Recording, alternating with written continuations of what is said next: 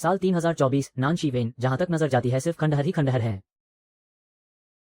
यही वो दुनिया है जिसमें हम रहते हैं, एक ऐसी दुनिया जिस पर तियान दाओ का शासन है। शिक्षक, क्या तियान दाओ बहुत शक्तिशाली है? इसका उस वेयरवुल्फ गेम से क्या लेना देना है जिसका हम रोज अभ्यास करते हैं? एक आम आदमी के लिए इन ऊंची दीवारों के बाहर कदम रखने का मतलब है मौत। अगर जिंदा रहना है तो वेयरवुल्फ गेम में तुम्हारा स्तर गोल तक पहुंचना ही चाहिए। शिक्षक, हमारे स्कूल से हाल ही में स्नातक हुए उन वरिष्ठ छात्रों के बारे में क्या उनमें से कोई गोल्ड स्तर का है? पागल हो क्या? कितने ही लोग पूरी जिंदगी गोल्ड स्तर तक नहीं पहुंच पाते। तुम्हें क्या लगता है गोल्ड स्तर कोई सड़क पर मिलने वाली मामूली चीज है? उन वरिष्ठ छात्रों को स्नातक हुए अभी जुम्मा 8 दिन हुए हैं। वे इतनी जल्दी गोल्ड स्तर पर कैसे पहुंच सकते हैं? सच कहूं तो वास्तव में एक ऐसा छात्र है। क्या सच में कोई है? शिक्षक, उसका नाम क्या है? Jiang yuan.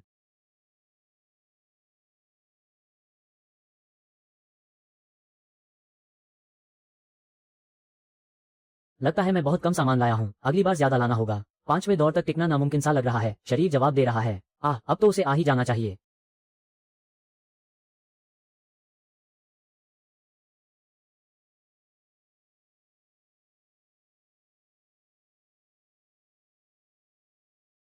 जियांग युआन मूल रूप से इस दुनिया का नहीं है। 1 महीने पहले उसने इस दुनिया में कदम रखा था।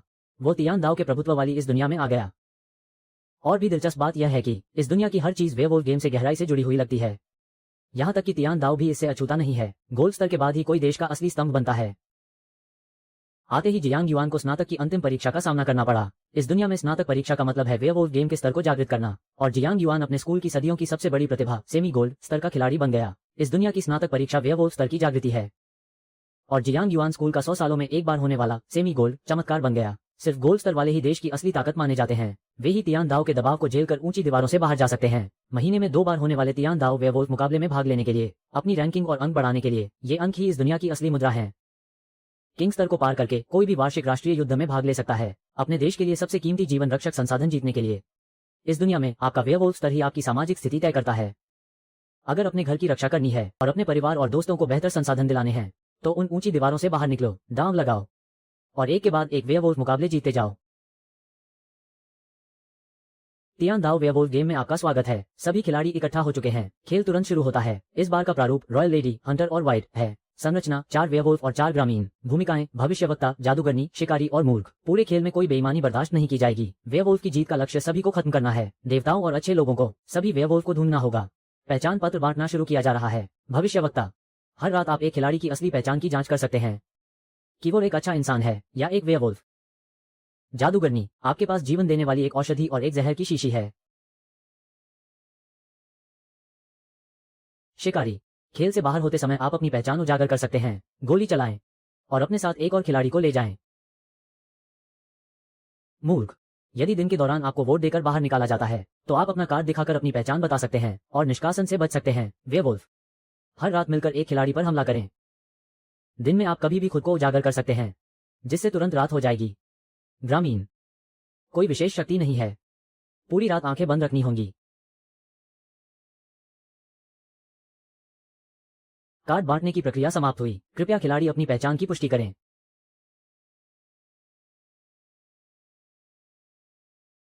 ग्रामीण, इस स्तर पर ग्रामीण की भूमिका कोई कुत्ता भी नहीं खेलना चाहेगा।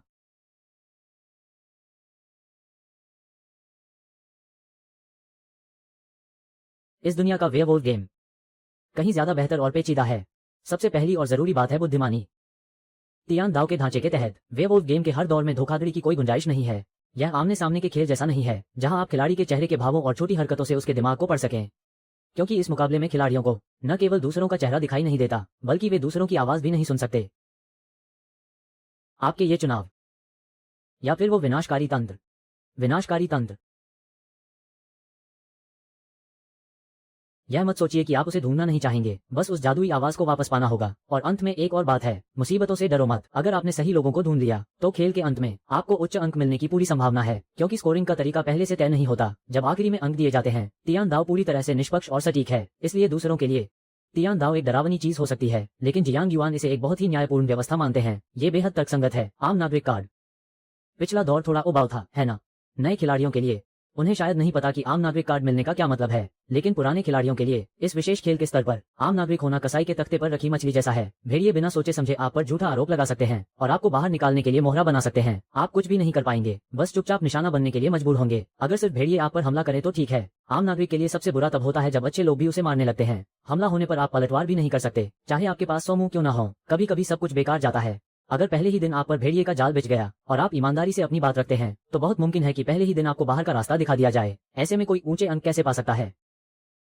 हर रात इस खेल का भविष्यवक्ता किसी एक खिलाड़ी की पहचान की जांच कर सकता है। अगर आप अच्छा खेलते हैं तो ज्यादातर अच्छे लोग आप पर भरोसा करेंगे, लेकिन अगर खेल बिगड़ गया तो अच्छे लोग और भेड़िए मिलकर आप पर हमला करेंगे। हो सकता है पहले ही दिन आपके खिलाफ 11 वोट पड़ जाएं। ये बहुत ही शर्मनाक स्थिति होगी। भेड़िए हर रात केवल एक व्यक्ति को चुन सकते हैं। एक बात गौर करने वाली है, वे खुद को भी मारने का नाटक कर सकते हैं ताकि पहले ही दिन जादूगरनी को धोखा दे सकें। जादूगरनी, कृपया अपनी आंखें खोलें। पहली रात मरने वाला व्यक्ति वह है, क्या आप उसे बचाना चाहती हैं? जादूगरनी रात के समय एकमात्र अच्छी खिलाड़ी है जो हमले के निशान देख सकती है। जादूगरनी पहले दिन किसी को बचाने का फैसला कर सकती है, यह उसके विवेक पर निर्भर करता है। कोई भी जादूगरनी पहले दिन बिना सोचे समझे जहर का इस्तेमाल नहीं करती। ऐसा करना बहुत बड़ी बेवकूफी होगी। अगर हमले का शिकार हुए अच्छे इंसान को नहीं बचाया और बदले में किसी दूसरे अच्छे इंसान को जहर दे दिया तो अच्छे लोगों की हार निश्चित है। देखो, यह वही अभी अभी जागा हुआ प्रतिभाशाली युवा जियांग युआन है।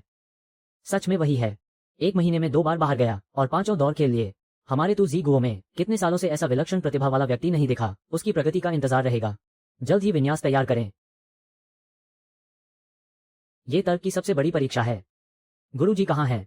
आम नागरिक। जब इस व्यक्ति को आम नागरिक कार्ड मिलता है तो ये दौर बहुत कठिन हो जाता है। अगर कोई पीछे नहीं हटता तो असली भविष्यवक्ता के लिए वोट करना ही होगा। इस खेल में शेरिफ पद के उम्मीदवार खिलाड़ी हैं 1, 3, 4, 5, 6, 7, 8, 9, 10, 11, 12। वाह भाई, उसे छोड़कर बाकी सब मैदान में आ गए हैं। ये बाजी तो बड़े स्कोर वाली होगी। होशियार खिलाड़ी नीचे ही रुका रहा, सीधे तौर पर भेड़िए होने के शक से बच गया। काफी समझदार है, लेकिन इतनी जल्दी खुश मत हो। क्या आप सच में सोचते हैं कि हाथ न उठाना अच्छी बात है? उसके हाथ में इकलौता वोट है। अच्छे इंसान को वोट दिया तो वो सुरक्षित रहेगा, अगर भेड़िए को दिया तो। खिलाड़ी नंबर 4, तुरंत बोलना शुरू करें। पहला वक्ता। कोई जानकारी नहीं मिल पा रही है। मैं यहाँ सिर्फ भविष्यवक्ता की समीक्षा करने आया हूँ। चूंकि मैं पहला वक्ता हूँ तो मैं अपनी बारी छोड़ता हूँ। मैं भी भविष्यवक्ता की समीक्षा करने आया हूँ, लेकिन भविष्यवक्ता ने मुझसे पहले अपनी भूमिका नहीं बताई, तो मैं बस इतना ही कह सकता हूँ। मेरे सामने वाले खिलाड़ी नंबर 4 के बारे में, मैं खिलाड़ी नंबर 4 को एक्स पॉजिटिव मान रहा हूँ। इस बार कुल 11 लोग मैदान में हैं। नीचे सिर्फ नंबर 2 का कार्ड बचा है।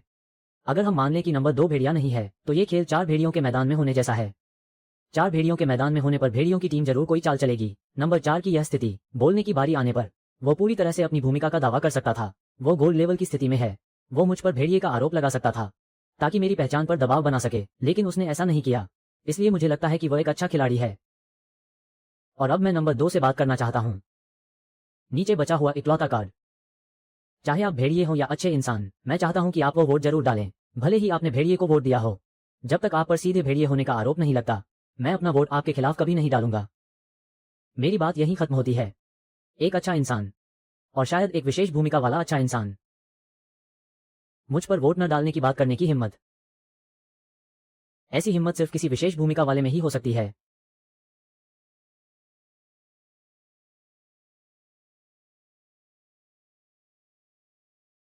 क्या नंबर 6 मुझ पर दबाव बनाना चाहता है? उसकी कोई जरूरत नहीं है, क्योंकि मैं ही इस पूरे खेल का एकमात्र असली भविष्यवक्ता हूं। नंबर 8 गोल्डन वाटर यानी निर्दोष है। पहली रात मैंने नंबर 8 की ही जांच की थी। मैंने रात में सोचा था कि 9 और 3 की जांच करूंगा, लेकिन मैदान में 11 लोग आ गए हैं, इसलिए मैं अपनी जांच का क्रम बदल रहा हूं। अब मैं खिलाड़ी नंबर 5 की जांच करूंगा। 5 की जांच क्यों? अंत में एक बार फिर दोहराता हूं, मैं भविष्यवक्ता हूं, कृपया अपना वोट मुझे दें। ओह, गलत कहा। खिलाड़ी नंबर 2, आप तो मुझे पहचान ही लेंगे, है ना? बहुत प्रभावशाली बात कही। ये भाषण बिल्कुल एक भविष्यवक्ता जैसा है। सब कुछ एकदम सही तरीके से रखा गया है, कोई कमी नहीं है। अच्छे लोगों के लिए ये फायदे का सौदा है। पूरी तरह से एक भविष्यवक्ता की मानसिकता। नंबर 7 को वोट दें, जीत पक्की है। भाइयों, ये चिकन सूप जैसा भरोसा, हम सब मिलकर इसे स्वीकार करते हैं। नंबर 7 ही मेरा असली भविष्यवक्ता है। भले ही वो भेड़िया निकले, हम उसके साथ 5वें भेड़िए की तरह खड़े रहेंगे। खिलाड़ी नंबर 8, तुरंत बोलना शुरू करें। भले ही वो भेड़िया हो, हम उसके 5वें भेड़िए बनने को तैयार हैं। मैं अब बाद वाले खिलाड़ियों से बात करता हूँ, वो भेड़िया जो उछलने वाला है। अपनी ऊर्जा बचाओ, उसे नीचे खींचो। जब तक तुम उछलने की हिम्मत करोगे, मैं तुम्हें भेड़िया घोषित करने की हिम्मत रखूंगा। जो भी कूदेगा, मैं उसे बाहर निकाल दूंगा। इस बार मैं नंबर 7 के साथ जा रहा हूँ। मेरी भविष्यवाणी अंत तक अडिग है। इस तरह के कार्ड से उसकी पहचान तय करना मुश्किल है। हो सकता है कि वो वास्तव में गोल्डन वाटर हो, या शायद ये सिर्फ एक चाल है। बेशक एक और संभावना भी है, वो ये कि 7 और 8 दोनों भेड़िए हैं। भेड़िया भेड़िया सोना। पिछले खिलाड़ी का भाषण सुनने के बाद मैं नंबर 7 के खिलाफ जाने के बारे में सोच रहा हूं। अभी के लिए आगे बढ़ते हैं, मैं बाद में अपनी रणनीति बदलूंगा। मेरे विचार नंबर 9 जैसे ही हैं, लेकिन शायद मुझे नंबर 9 पर थोड़ा संदेह जताना चाहिए।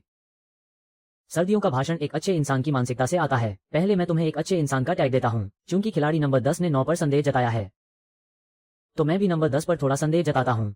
मुझे लगता है कि 9 और 10 के बीच कम से कम एक भेड़िया तो है, शायद 2 भी। ये सिर्फ मेरा एक अनुमान है। पास। मैं भविष्यवक्ता हूं। मैंने पहले दिन नंबर 2 की जांच की। नंबर 2 गोल्डन वाटर है, इसमें कोई शक नहीं कि वो पक्का भेड़िया है। बोलते ही उसने खुद को उजागर कर दिया। उसने जानबूझकर एकमात्र कार्ड को गोल्डन वाटर के रूप में चुना। बैच के लिए उसकी लालसा बहुत अधिक है। भेड़िया मार वेवुल्फ खेल इतना सीधा नहीं है। पहली बात तो वाकई वोट बटोरने की कोशिश लगती है। मैं फिर भी तुम्हें एक मौका देना चाहता हूं। देखते हैं तुम अपनी बैज रणनीति कैसे खेलते हो। अगर बैज रणनीति की बात करें, मैं नंबर 8 को खोलना चाहता हूं। नहीं नहीं नहीं, मैं इस नंबर 8 की जांच नहीं करूंगा। ये पासिंग लाइन तक भी नहीं पहुंचा, इसमें बहुत सारी कमियां हैं। नंबर 7 पर प्रहार करो।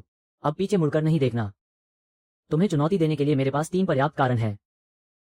पहला बिंदु, और सबसे महत्वपूर्ण बिंदु, तुम पहले ही पकड़े जा चुके हो।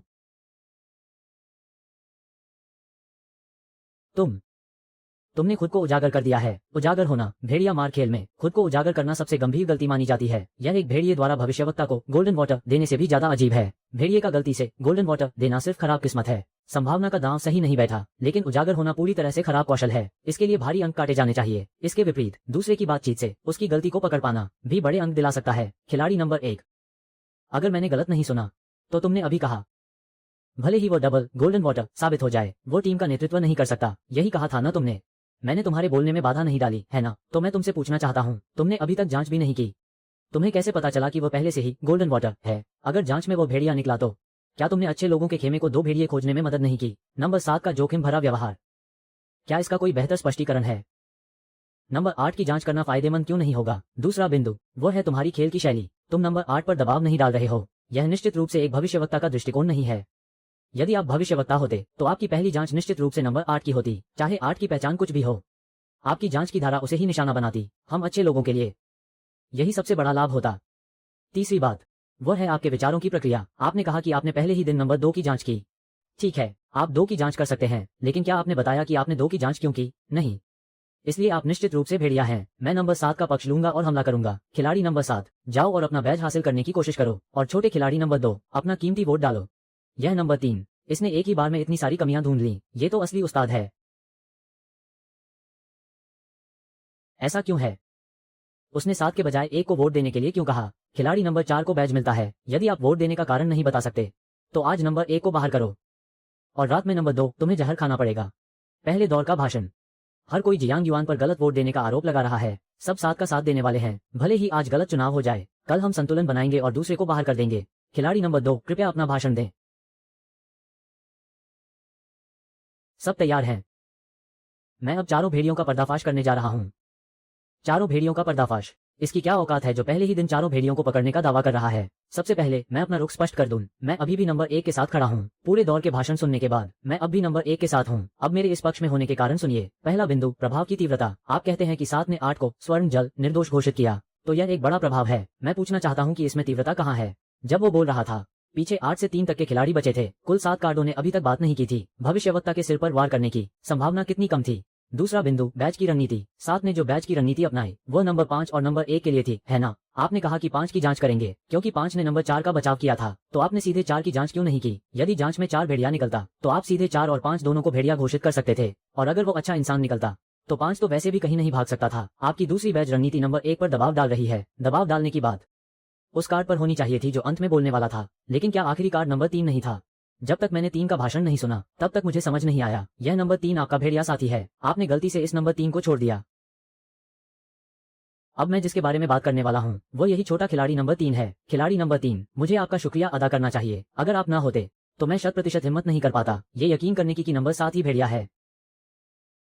खिलाड़ी नंबर 3, मुझे आपका धन्यवाद करना चाहिए। अगर आप ना होते तो मैं 100% यकीन के साथ नहीं कह पाता कि नंबर 7 ही भेड़िया है। इस नंबर 3 ने शुरू से अंत तक सबसे बेहतरीन तरीके से अपनी चाल चली है। वो भेड़िया कैसे हो सकता है? ये कैसे निष्कर्ष निकाला गया कि वो नंबर 7 का भेड़िया साथी है? सबसे पहले आइए एक बार पीछे मुड़कर देखें खिलाड़ी नंबर 3 का पुलिस चरण का भाषण। पुलिस चरण में उसने स्पष्ट रूप से नंबर 7 का पक्ष लिया था और उसने नंबर 1 की कमियों के बारे में भी बात की थी। ऐसा लग रहा है जैसे वो सही तर्क दे रहा है, लेकिन शुरू से अंत तक वो केवल एक तरफा तर्क दे रहा है। उसने नंबर 1 के भविष्यवक्ता होने की संभावना पर बिल्कुल विचार नहीं किया, बिल्कुल भी नहीं।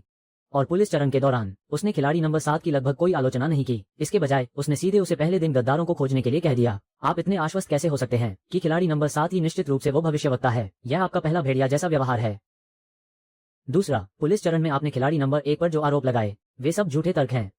आप कहते हैं कि नंबर 1 ने नंबर 8 की जांच नहीं की तो वो भविष्यवक्ता नहीं हो सकता। भला क्यों? यह नंबर 8 तो कट्टरता से नंबर 7 का पक्ष ले रहा है। उसकी जांच करने का क्या फायदा? क्या उसे स्वर्ण घोषित करने का कोई मतलब है? अगर मैं नंबर 1 होता तो मैं भी नंबर 8 की जांच नहीं करता। भले ही आप जादूगरनी हो और मुझे जहर देने की धमकी दे, मुझे कोई फर्क नहीं पड़ता। और एक आखिरी बात, सोचने की प्रक्रिया। नंबर 1 ने नंबर 7 के बारे में ज्यादा कुछ नहीं कहा। वे तो आसपास की स्थितियों के आधार पर ही खेल रहे थे। अगर यह जबरदस्ती का हमला नहीं है तो क्या है? जहां तक आपकी बात है कि नंबर 8 स्वर्ण है, ये तो पूरी तरह से बकवास है। उपरोक्त बातों से खिलाड़ी नंबर 3 निश्चित रूप से भेड़िया है। वो केवल नंबर 7 का भेड़िया साथी हो सकता है। पुलिस चरण का हमलावर भेड़िया। जब 3, 7 और 11 का संबंध स्पष्ट हो गया तो भेड़िया साथियों को ढूंढना मुश्किल नहीं है। अच्छे लोगों के बीच हमलावर भेड़िए को खोजने के लिए पुलिस चरण की स्थिति का विश्लेषण करना होगा। नंबर 7 ने नंबर 8 को स्वर्ण बताने की हिम्मत क्यों की? अब कोई भी नंबर 8 के खिलाफ वोट नहीं कर रहा है। वो निश्चित रूप से पहचानी गई जादूगरनी है। इसलिए पुलिस चरण में केवल एक ही संभावना है। शुरुआती क्रम में कई भेड़िया साथी हैं और बाद के क्रम में कम भेड़िए हैं। इस तर्क को स्पष्ट करें। 8 से 12 तक के सभी कार्ड। अंतिम 2 भेड़िए केवल 4, 5 या 6 में हो सकते हैं, 3 में से 2। मेरे भगवान, क्या ये सच है? नंबर 1 को बस 4, 5 और 6 में से एक की जांच करनी है और खेल खत्म हो जाएगा। क्या यह इतना आसान है?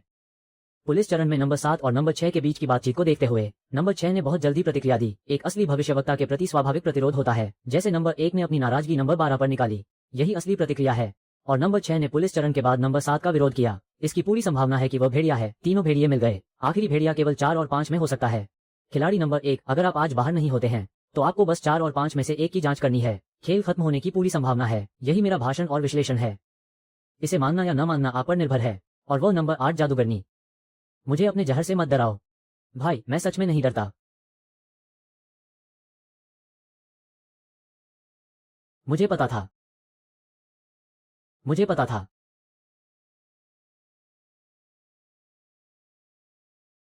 खिलाड़ी नंबर 7, 6 वोट। खिलाड़ी नंबर 7 को 6.5 वोट मिले।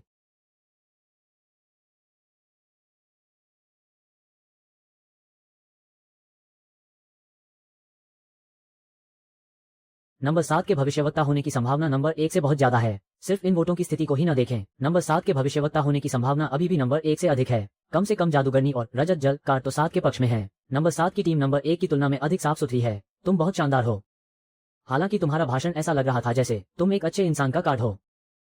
लेकिन मैं तुम्हें बस इतना बता सकता हूँ कि तुमने वाकई गलत पक्ष चुना है। तुम शायद खिलाड़ी नंबर 1 द्वारा गुमराह किए गए एक आम नागरिक हो। तुमने वोटों की स्थिति भी देखी है। तुम्हारे भाषण की वजह से ही भेड़ियों की टीम ने हमला करने का फैसला किया। देखो कि मेरी टीम की वोटिंग कितनी साफ सुथरी है। चुड़ैल ने मेरा साथ दिया। सिल्वर वाटर कार्ड ने मेरा साथ दिया। नंबर 9 और 10 ने एक दूसरे पर हमला किया। क्या वे एक भेड़िए से नहीं बच रहे थे? उन सभी के वोट सीधे मुझ पर पड़े। अगर मैं भविष्यवक्ता नहीं हूँ तो और क्या हूँ? खिलाड़ी नंबर 4 ने शुरुआत में कोई हलचल नहीं की। वो एक अच्छा इंसान है ना? अगर तुमने उस पर हमला नहीं किया होता तो क्या संभावना थी कि वो चुप रहना चुनता? खिलाड़ी नंबर 6 ने शुरुआत में ही मुझ पर दबाव डाला। वो मेरी भेड़िया टीम का साथी नहीं हो सकता। मैं बस इतना पूछता हूँ, अगर मैं भेड़िया हूँ तो मेरा भेड़िया साथी कहाँ है? खिलाड़ी नंबर 2, तुम तार्किक विश्लेषण करने की क्षमता रखने वाले खिलाड़ी हो। मुझे उम्मीद है कि कल तुम अपनी गलती सुधारोगे। बेशक, बशर्ते तुम आज रात उनके जाल में न फंसो, ये जानते हुए कि आज रात जीवित रहने की संभावना कम है। नंबर 7 की यह आखिरी बात साफ तौर पर अपने भेड़िया साथियों को संदेश दे रही है। नंबर 2 टीम का नेतृत्व कर सकता है। नंबर 2 को बिल्कुल नहीं छोड़ा जा सकता। कल रात मरने वाले खिलाड़ी हैं नंबर 1 और नंबर 2। पुलिस प्रमुख, कृपया अपना बैज सौंपें। नंबर 8 को बैज मिला। नंबर 8 इस खेल का पुलिस प्रमुख बनेगा। मुझे यकीन है कि मैंने गलत पक्ष नहीं चुना। अगर खिलाड़ी नंबर 1 भेड़िया होता तो वो नंबर 8 को चुड़ैल के रूप में बैज कभी नहीं देता। सिर्फ इसलिए कि वह भविष्यवक्ता है, वो अपने कार्ड का सम्मान करता है। उसने मैदान पर एकमात्र स्पष्ट रूप से अच्छे इंसान को बैच दिया। बुराई के बदले भलाई का यह व्यवहार, क्या वह भविष्यवक्ता नहीं हो सकता? कल रात मैंने नंबर 1 को पढ़ा, मुझे अब भी लगता है कि नंबर 7 ही भविष्यवक्ता है। जाने से पहले उसने जो आखिरी शब्द कहे, मुझे उनमें कोई गलती नहीं लगती। उसका पूरा पक्ष साफ है। और खिलाड़ी नंबर 4 ने इस दौर में शिकारी होने का दावा किया है। नंबर 7 की स्थिति अब और भी स्पष्ट हो गई है। कोई कारण नहीं है कि नंबर 7 भविष्यवक्ता न हो। जहां तक नंबर 2 की बात है, मुझे लगता है कि वो सिर्फ एक मूर्ख नागरिक है। मुझे लगता है कि पहले नंबर 9 को बाहर करना चाहिए।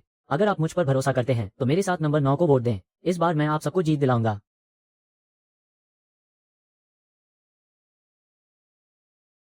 तुम चुड़ैल वाकई कमाल हो। नंबर 4 का इस दौर में शिकारी होने का दावा, क्या ये स्पष्ट नहीं है कि वो खिलाड़ी नंबर 2 पर दांव लगा रहा है? क्या तुमने नंबर 2 से उसका शिकारी का पद छीन लिया? खिलाड़ी नंबर 2 ने अकेले नंबर 1 को वोट देने की हिम्मत कैसे की? अगर उसके पास कोई विशेष कार्ड नहीं होता तो क्या वो सीधे तुम चुड़ैल को चुनौती देने की हिम्मत करता? और नंबर 4 का शिकारी होने का नाटक, शुरुआत में वह एक शब्द भी नहीं बोला, जैसे वो पानी में फिसल गया हो। जब खिलाड़ी नंबर 2 ने उसे बेनकाब किया, तभी उसने नंबर 7 का पक्ष लेने की हिम्मत की। अगर वह शिकारी है तो वो इतना डरा हुआ क्यों है? उसने अपनी बारी छोड़ दी। अगर उसके पास गोली होती तो वो सीधे नंबर 1 को खत्म कर देता। इस दौर में वो नंबर 5 को भी खत्म करने में मदद कर सकता था। तुम चुड़ैल वाकई में बहुत बेकार खेल रही हो, इतनी कमजोर हो और तुम्हें पता भी नहीं। जानते हो उन्होंने तुम्हें छोड़कर नंबर 2 को क्यों निशाना बनाया? क्योंकि नंबर 2 ने चारों भेड़ियों को पहचान लिया था, जिससे भेड़िया टीम घबरा गई थी। तुम चुड़ैल होकर भी भेड़ियों की मदद कर रही हो, जैसे तुम उनकी 5वीं भेड़िया हो। वे तुम्हें क्यों मारेंगे? वे तो तुम्हारी पूजा करेंगे। वे तुम्हें अंत में 5वें भेड़िए के रूप में बाहर करेंगे। अब तुम अपने अंक कटने का इंतजार करो। दुनिया की सबसे साफ बात, उसे डांटना बहुत सुकून देने वाला था। इस चुड़ैल को तो खेल से बाहर हो जाना चाहिए। पहले दिन गलत पक्ष लेना तो ठीक था, लेकिन दूसरे दिन सबूत देखने के बाद भी अपनी गलती न मानना। या तो तुम अनाड़ी हो या तुम्हारा दिमाग खराब हो गया है। फिर भी जियांग युआन ने बहुत अच्छा काम किया, पहले ही दिन चारों भेड़ियों को सही पहचाना। अफसोस की बात है कि भेड़िया टीम का जादूगर बहुत ही जबरदस्त निकला। अगर भगवान भी आ जाएं तो भी जीतना नामुमकिन है। हैरानी की बात है कि इस मशहूर डायन ने अपने पत्ते नहीं खोले, और वो भी बैज वाली डायन होने के बावजूद। भविष्यवक्ता चला गया और मूल का पत्ता भी साफ हो गया। मैदान पर अब साफ तौर पर सिर्फ एक मशहूर डायन और एक शिकारी बचा है। अगर जियांग युआन यानी नंबर 2 वाकई शिकारी होता और मैंने उसे जहर दे दिया होता, तो ये खेल यहीं खत्म हो गया होता। उस वक्त भेड़िया टीम को बस मुझ पर हमला करना था और भेड़िया टीम का देवताओं के संहार का मिशन पूरी तरह सफल हो जाता। अगर नंबर 2 शिकारी के रूप में बाहर हुआ होता तो हम भेड़िया टीम रात में तुम पर हमला कर देते, दिन होते ही खुद को उड़ाकर मूल को भी खत्म कर देते। क्या तब ये खेल खत्म नहीं हो जाता? लेकिन भेड़िया टीम ने तुम्हें क्यों नहीं मारा, बल्कि उन्होंने नंबर 9 के उस मूल को चुना जो वोट भी नहीं दे सकता था। वे नंबर 9 के आखिरी शब्दों का फायदा उठाना चाहते थे ताकि तुम्हारा सिर चकरा जाए। नंबर 8 के छोटे खिलाड़ी, अगर इस वक्त तुम्हारा स्टैंड मजबूत नहीं रहा और तुमने नंबर 4 के शिकारी को हटा दिया, तो नंबर 4 अपनी बंदूक से एक भेड़िए को साथ ले भी जाए तो भी मैदान पर कम से कम एक भेड़िया बचा रहेगा। वो कल तुम्हें खत्म कर देगा। क्या तब खेल खत्म नहीं हो जाएगा? मैं तुमसे बस एक सवाल पूछता हूँ, क्या अभी कोई नंबर 4 की बंदूक को चुनौती दे रहा है? क्या नंबर 2 बंदूक उठा सकता है?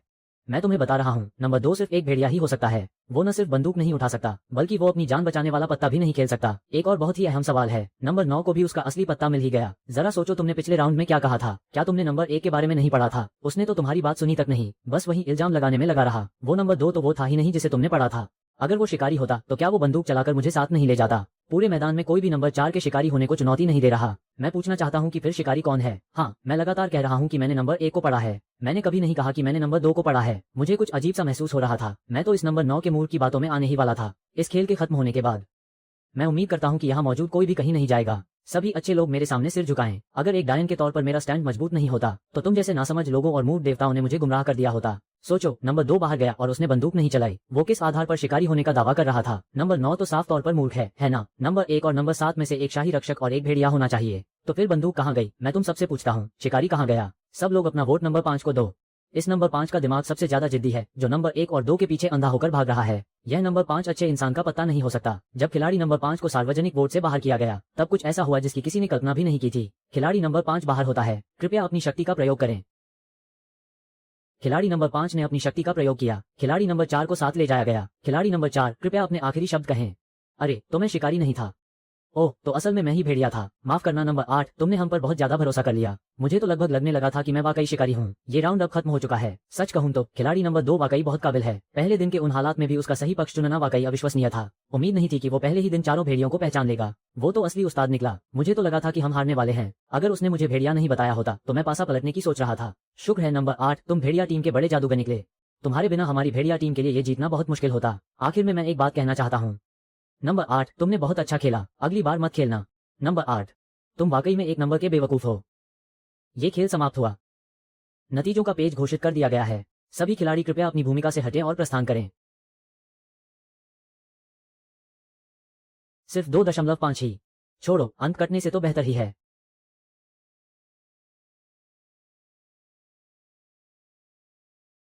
तुमने क्या कहा? हारने के बाद भी 2.5 अंक बढ़ गए, उसने ये कैसे किया?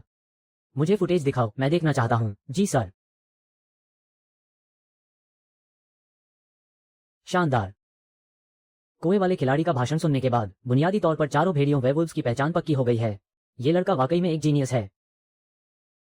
खेल के विश्लेषण के मामले में वो कम से कम एक मास्टर के स्तर पर है। निश्चित रूप से बुरा नहीं है, लेकिन यह इतना भी बड़ा चढ़ाकर कहने वाली बात नहीं है ना? आपको पता होना चाहिए कि वो अभी केवल गोल्ड लेवल पर है, और वह भी केवल स्टैंडर्ड वर्जन खेल रहा है। उसने टीम को संभाला तो है, लेकिन वो अभी उस स्तर पर नहीं पहुंचा जिसे आप इतना असाधारण कह रहे हैं। तियान दाओ योद्धाओं के उदय के बाद सभी देशों ने अपनी तैयारी शुरू कर दी है। तू ज़ीगुओ भी अलग नहीं है। वेयरवुल्फ किलर की प्रतिभाओं को निखारने के लिए रैंकिंग प्रणाली बहुत सख्त बनाई गई है। क्या हमारे तू ज़ीगुओ में इन वर्षों में प्रतिभाशाली लोगों की कमी रही है, लेकिन अंत में जियाओ तू यंग में कितने लोग वास्तव में जगह बना पाते हैं? वो तो सच है, लेकिन ये लड़का मुझे थोड़ा अजीब लगता है। उसकी मानसिक स्थिरता इतनी गहरी है कि डर लगने लगता है। वो बिल्कुल भी किसी नौजवान जैसा व्यवहार नहीं करता। ये भी सही नहीं है। हो सकता है कि जब तक वो यहाँ आए मैं यहाँ न रहूं। शायद तब तक मैं फैंग टू कैंप में पहुंच चुका होऊंगा। तुम कहाँ जा रहे हो? पुराने तियान दाओ मुकाबलों को फिर से देखने जा रहा हूँ। अगली तियान दाओ प्रतियोगिता के लिए तैयारी करो।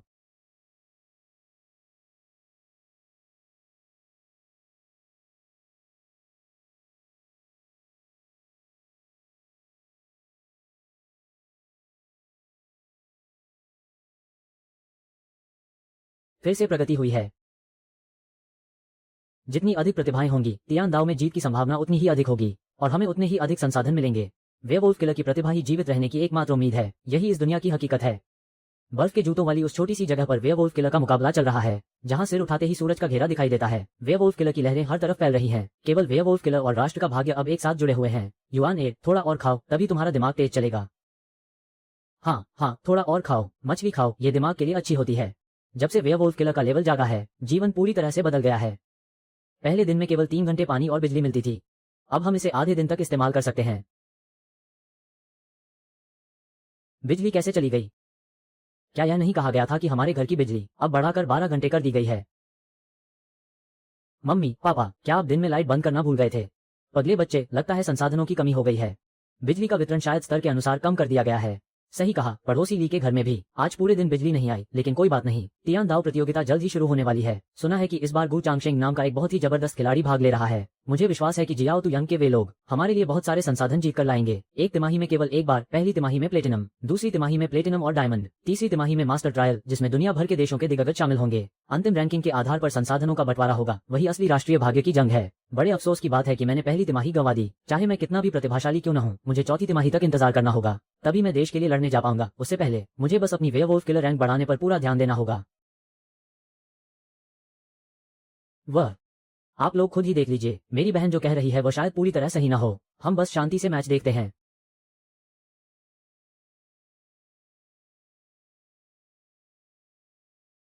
ध्यान दें, वर्ष 3024 की दूसरी तिमाही की तियान दाओ प्रतियोगिता शुरू होने वाली है। सभी देशों के पात्र खिलाड़ी कृपया तियान दाओ में प्रवेश करें। तियान दाओ प्रतियोगिता पूरी तरह से रैंडम सिस्टम पर आधारित है। आपके प्रतिद्वंद्वी और कार्ड्स का फैसला पूरी तरह से किस्मत करेगी। जैसे ही आप तियान दाओ परीक्षण क्षेत्र में कदम रखेंगे, तियान दाओ आपको एक रैंडम स्थान पर ले जाएगा। मुकाबला अपने आप शुरू हो जाएगा।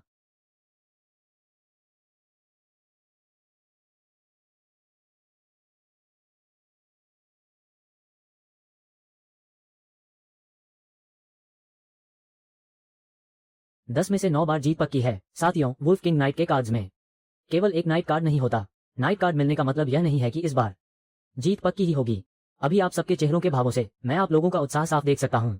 यहाँ तक कि आपकी आवाज का लहजा और तीव्रता भी बदल गई है। ये बिल्कुल भी सही नहीं है। सबसे बड़ी गलती अपने पत्ते दुश्मन के सामने खोल देना है। एक खेल के दौरान चाहे आपके पास कोई भी कार्ड हो, चेहरे पर कोई शिकन नहीं आनी चाहिए। यही एक काबिल वेयरवुल्फ खिलाड़ी की पहचान है।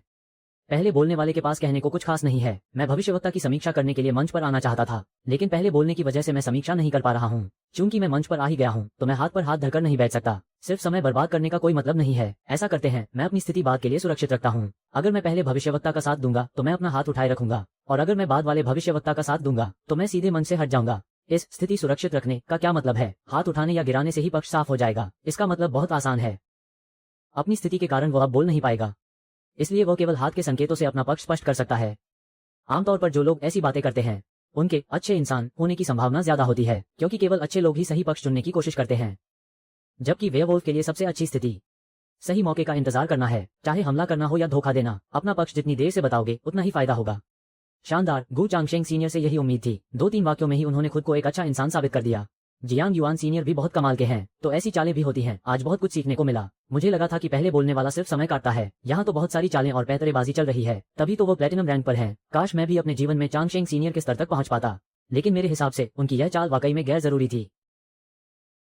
इसका क्या मतलब है? तुम एक गोल्ड रैंक होकर प्लेटिनम की चाल पर शक कर रहे हो। अगर उनके पास एक आम नागरिक का कार्ड होता तो यह एक अच्छी चाल होती, लेकिन इस बार खेल की शुरुआत को याद करो। उनके पास नाइट कार्ड है, वही कार्ड जिसे आप सबसे शक्तिशाली देवता कार्ड मानते हैं। इतना शक्तिशाली कार्ड लेकर मंच पर सबको ये बताना कि मैं एक अच्छा इंसान हूं, इसका क्या तुक है? मैं आप सबसे एक सवाल पूछता हूं, नाइट कार्ड के लिए मंच पर सबसे अच्छी स्थिति क्या होती है? जांच में पकड़ा जाना।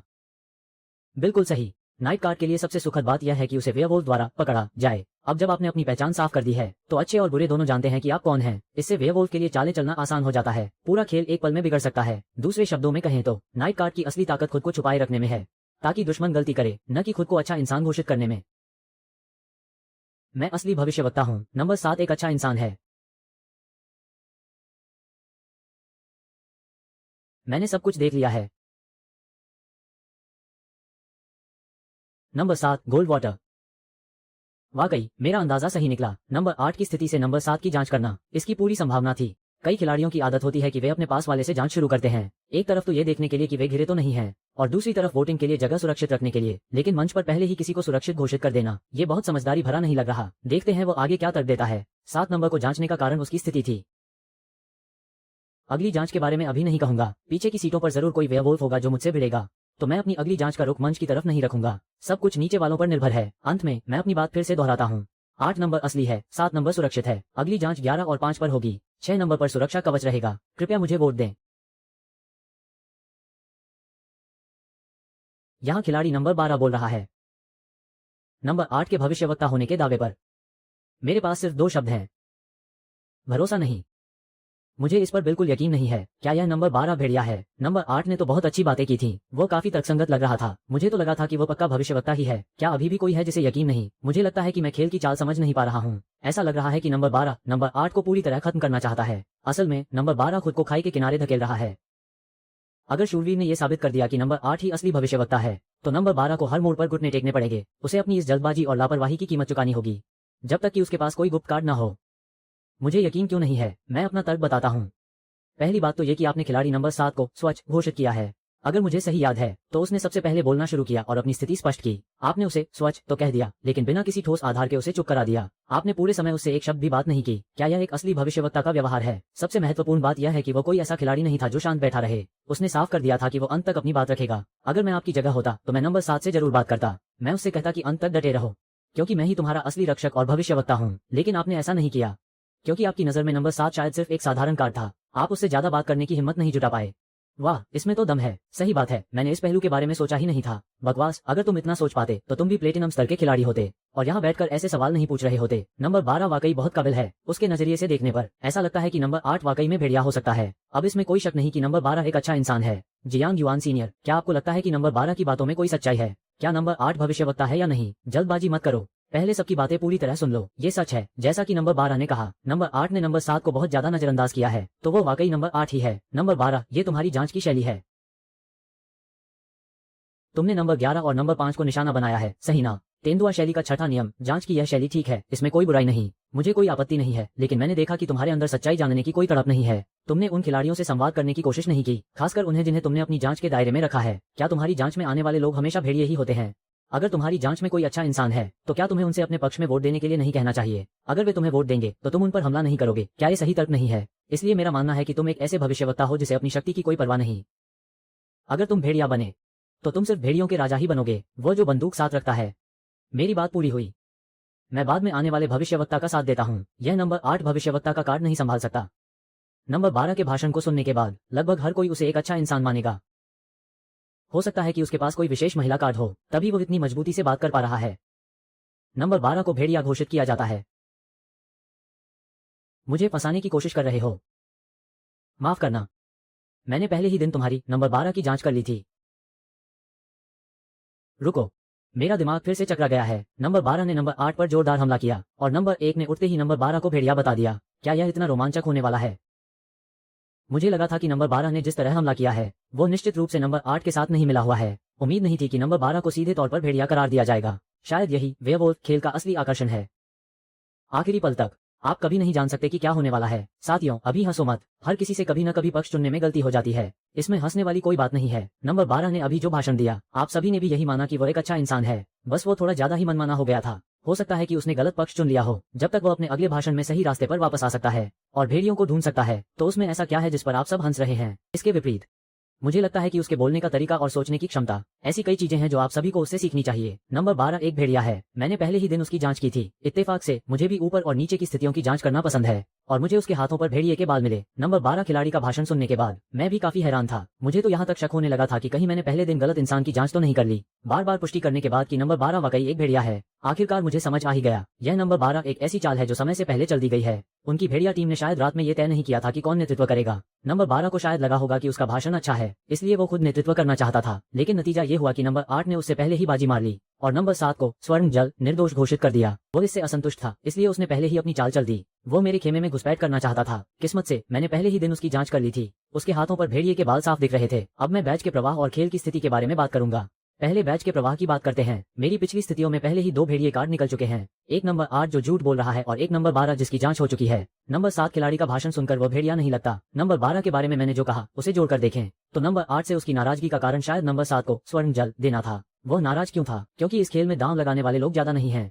नंबर 8 किसी बाहरी व्यक्ति पर भी आरोप लगा सकता था। असली भविष्यवक्ता को पकड़ने की संभावना भी काफी अधिक थी, लेकिन नंबर 8 ने ऐसा नहीं किया। इसीलिए नंबर 12 नाराज हुआ और उसने पाला बदलने का फैसला किया। इससे ये साफ है कि नंबर 7 के एक अच्छा इंसान होने की पूरी संभावना है। मेरी समझ से खेल की स्थिति यह है कि 2 भेड़िए ऊपर हैं और 2 नीचे। ऊपर के 2 भेड़ियों को मैंने पहले ही ढूंढ लिया है। मेरा बैच प्रवाह अब पूरी तरह से नीचे की जांच की ओर जाएगा। नंबर 8 जो झूठा भेड़िया है, उसका पहला बैच प्रवाह नंबर 11 की ओर था, सही ना? मुझे शक है कि नंबर 11 सिर्फ वोट बटोरने के लिए है, इसलिए मैं नंबर 11 की जांच नहीं करूंगा। मेरा पहला बैच प्रवाह नंबर 5 की जांच के लिए जाएगा, क्योंकि भेड़िया टीम अक्सर अपने एक साथी को अपने बैच प्रवाह में रखती है। मैं पहले नंबर 5 खिलाड़ी से बात करना चाहता हूँ। मेरा पहला बैच प्रवाह आप पर है। इसका मतलब यह नहीं कि मैं आपको खत्म करना चाहता हूँ, बल्कि मैं आप पर थोड़ा दबाव डालना चाहता हूँ। अगर आपका वोट हमेशा नंबर 8 के पक्ष में जाता है, तो मैं आपकी दोबारा जांच नहीं करूंगा। जब शूरवीर सामने आएगा, तब आप बस अपनी स्थिति स्पष्ट कर देना। दूसरा बैच प्रवाह नंबर 9 पर रखते हैं। ये कदम बस एक रैंडम दबाव बनाने के लिए है। आप इसे वोट पाने की कोशिश समझ सकते हैं, या फिर इसे सुरक्षा का एक तरीका भी मान सकते हैं। एक बार जब नीचे के वोटिंग पैटर्न सामने आ जाएंगे, तो मैं अपनी बैच श्रृंखला को फिर से बदल दूंगा। नंबर 9 खिलाड़ी, अगर आप एक अच्छे इंसान हैं, तो कृपया मुझे वोट दें। मैं कभी भी आपको भेड़िया नहीं कहूंगा, चाहे आप भेड़िया ही क्यों ना हो। मैं आपको फाइनल तक सुरक्षित रखने का वादा करता हूँ। ऊपर दिया गया भाषण नंबर 1 यानी असली भविष्यवक्ता का है। मुझे लगता है कि नंबर 1 ही असली भविष्यवक्ता है। उसकी बातें बहुत तर्कसंगत लग रही हैं। जांच की शक्ति हमेशा स्वर्ण जल से अधिक होती है, लेकिन नंबर 12 ने भी बुरा नहीं बोला। मुझे लगता है कि नंबर 12 वाकई एक अच्छा इंसान है। क्या इतना कठोर होना जरूरी था? नंबर 1 ने अच्छी बात की, तो क्या नंबर 8 ने बहुत बुरा बोला? मैं अभी भी नंबर 8 की तरफ थोड़ा ज्यादा झुका हुआ हूँ। ऐसा नहीं हो सकता, है ना? क्या नंबर 1 असली भविष्यवक्ता नहीं लग रहा? मैं नंबर 1 का साथ देता हूँ। Jiang yuan senior. नंबर 1 और नंबर 8 में से असली भविष्यवक्ता कौन है? अभी कुछ भी कहना मुश्किल है। सच तो यह है कि इस दौर में दोनों ने ही काफी अच्छी बातें की हैं। भविष्यवक्ता होने की संभावना 50-50% है। यह वाकई में एक उच्च स्तर का मुकाबला है। लेकिन मैं आप सभी को याद दिलाना चाहता हूँ, ये शूरवीर और सफेद बूढ़े राजा वाला खेल है। क्या हमारे शूरवीर महोदय ने पहले ही अपना पक्ष स्पष्ट नहीं कर दिया था? हमारा पक्ष लेना मायने नहीं रखता। पहले देखते हैं कि शूरवीर किसका पक्ष चुनते हैं, यही सबसे महत्वपूर्ण बात है। और शूरवीर कहाँ हैं? उन्होंने अभी भी अपना हाथ उठाया हुआ है। तो गु चांगशेंग दिग्गज ने अपना चुनाव कर लिया है। मुझे भी लगता है कि नंबर 8 ही भविष्यवक्ता है। वो नंबर 8 का पक्ष क्यों ले रहे हैं? मैं इसे पूरी तरह समझ नहीं पा रहा हूँ। गु चांगशेंग दिग्गज ने अपना फैसला सुना दिया है। क्या मेरा स्तर इतना खराब है? तो अब बात मुझ तक आ गई है। खिलाड़ी नंबर 7, आपने अभी भी हाथ उठाया हुआ है। इसका मतलब है कि आप खिलाड़ी नंबर 8 का समर्थन कर रहे हैं, सही कहा ना? लेकिन क्यों? आखिरकार अंत तक हाथ नीचे क्यों नहीं किया?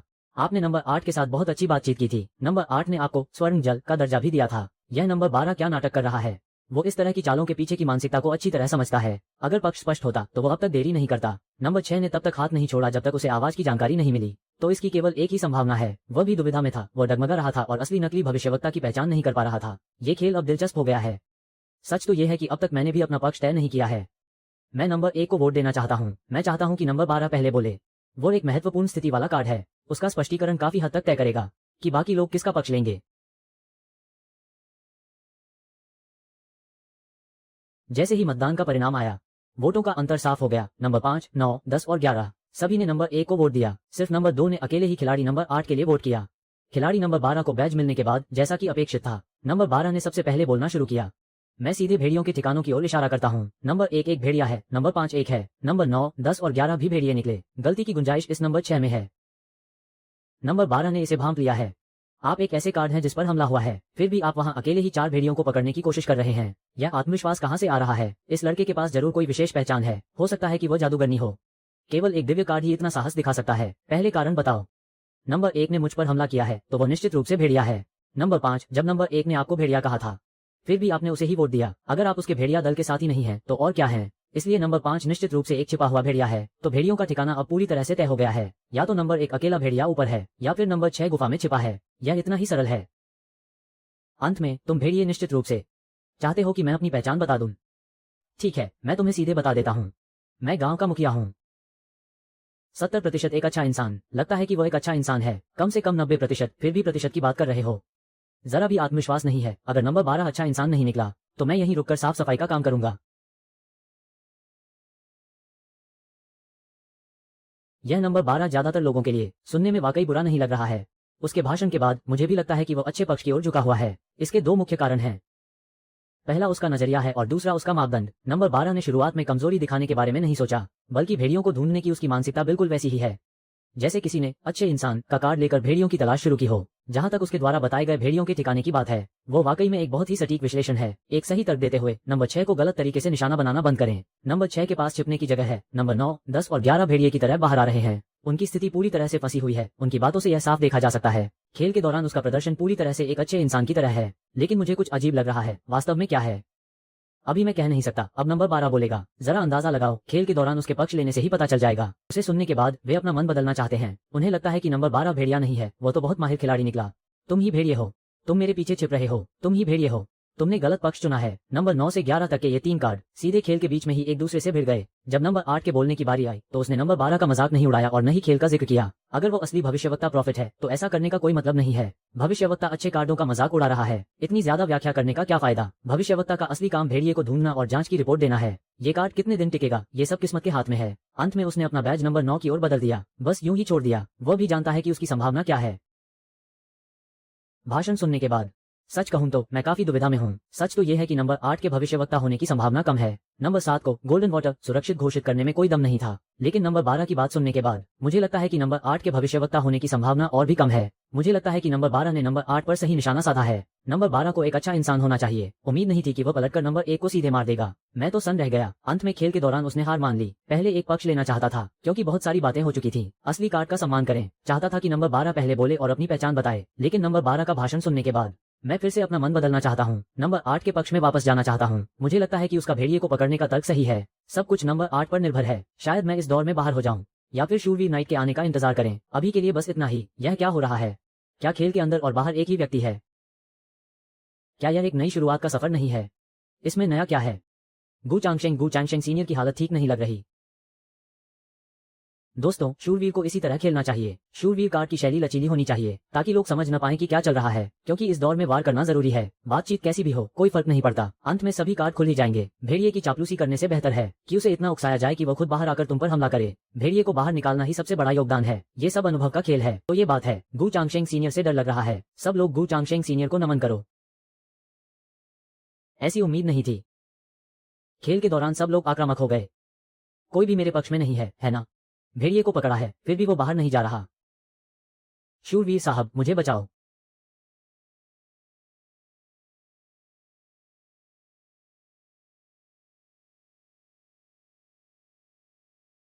खिलाड़ी नंबर 1 पर कौशल का प्रयोग करें। खिलाड़ी नंबर 1 विफल रहा। खिलाड़ी नंबर 1 की पहचान एक भेड़िया है। वो सच में भेड़िया है। गु चांगशेंग सीनियर वाकई कमाल के हैं। निशाना एकदम सटीक और घातक था। इस बार तो जीत पक्की है। अगले महीने तो जीगुओ का कोटा बढ़ जाएगा। गु चांगशेंग सीनियर जैसे लोग, वही हमारे असली नायक हैं। क्या वो सुपर हीरो है? मुझे अभी भी कुछ गड़बड़ लग रही है। भले ही नंबर 1 भेड़िया निकला, फिर भी यह अजीब है। क्यों कोई यह तय नहीं कर पा रहा कि असली बड़ा भेड़िया कौन है? यहाँ तक कि बाहरी पदों पर भी भेड़ियों के बारे में कोई चर्चा नहीं हुई। नंबर 12, 7 और 8 के अलावा। अजीब है, ये बहुत ही अजीब है। इतनी जल्दी खुश मत हो साथियों, इस दौर में पासा पलट सकता है। अब रक्षक गार्डियन के प्रदर्शन का समय है। नाइट ने भेड़िए को पकड़ लिया है, लेकिन नंबर 1 निश्चित रूप से मुख्य भेड़िया बिग वुल्फ नहीं है। मुख्य भेड़िए की पहचान अभी भी गुप्त है। ये रक्षक के कौशल की असली परीक्षा है। क्या वे भेड़िए के वार को रोक पाएंगे? यही खेल की दिशा तय करेगा। तो चलिए देखते हैं क्या होता है।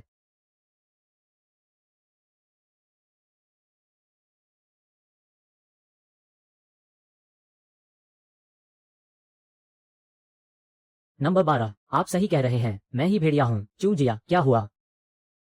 क्या मेरे अचानक खुलासे से तुम डर गए? क्या तुम्हें डर लग रहा है कि मैं एक ही बार में तुम्हें या नंबर 8 को खत्म कर दूंगा? कल की योजना के अनुसार हमला करो, बस आराम से हार मान लो, लगे रहो, भेड़ियों की टीम ही जीतेगी। साथियों, पहले अपना ध्यान खेल पर लगाओ। ये दौर उतना सरल नहीं है जितना तुम सोच रहे हो। स्थिति अभी भी बहुत जटिल है। अच्छे लोगों का पक्ष पहले से ही कमजोर पड़ गया है। आज रात भविष्यवक्ता प्रोफेट की रक्षा नहीं हुई, नाइट ने रक्षा की थी, तो अगली रात भविष्यवक्ता का मरना तय है, जब तक कि रक्षक कोई चमत्कार न कर दे। कल रात जो मारे गए वो हैं नंबर 8, नंबर 10। मैं जादूगरनी विच हूं। पहले दिन नंबर 2 को मैंने बचाया था, नंबर 10 को मैंने जहर दिया। मैं जादूगरनी हूं। पहले दिन नंबर 2 को मैंने अमृत दिया था, नंबर 10 को मैंने जहर दिया। जहर देने का कारण बहुत सीधा है, 9 से 11 के बीच निश्चित रूप से भेड़िया है, वहां बहुत भीड़ है। आखिरी भेड़िया 9 और 11 के बीच ही हो सकता है। नंबर 2 को जीवनदान मिला, फिर भी उसने सही वोट दिया। मैं पक्के तौर पर कह सकता हूं कि वो निर्दोष है। जब तक मैं यहां हूं, वो खतरे से बाहर रहेगा। और नंबर 12 भी है। उसका तर्क भेड़ियों को पकड़ने के लिए एकदम सही है। हमारी सोच काफी मिलती जुलती है। वो भेड़िया नहीं हो सकता। मैं नंबर 12 की भी गारंटी लेता हूं। मेरा सुझाव है कि आज 9 और 11 में से किसी एक को बाहर किया जाए। जिसका भाषण खराब हो उसे बाहर निकालो। वोटिंग का फैसला नंबर 9 करेगा।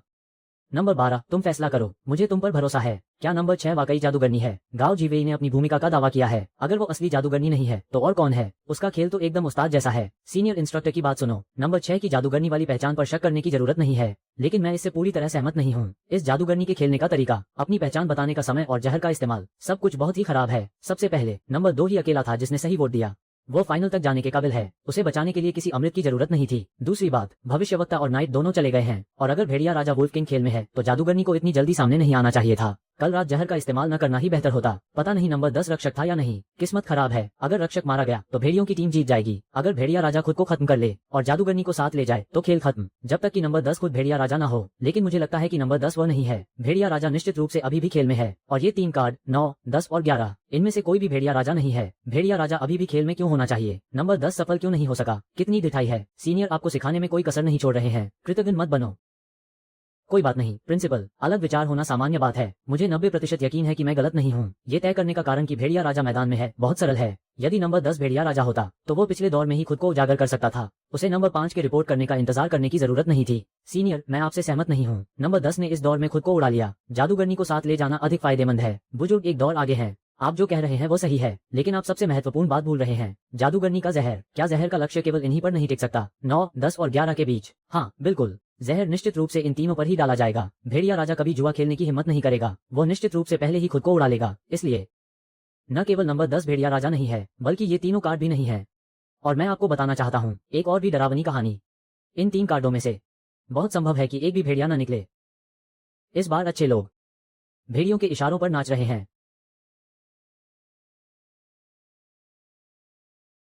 छात्र जियांग युआन, आप कह रहे हैं कि नंबर 9, 10 और 11 में एक भी भेड़िया नहीं है। आपका आधार क्या है? तो फिर भेड़ियों का ठिकाना कहाँ है? हिसाब मेल नहीं खा रहा है। सही बात है, एक भी भेड़िया न होना थोड़ा अवास्तविक लगता है। तीनों कार्डों की पहचान गलत बताना, ये कुछ समझ नहीं आता।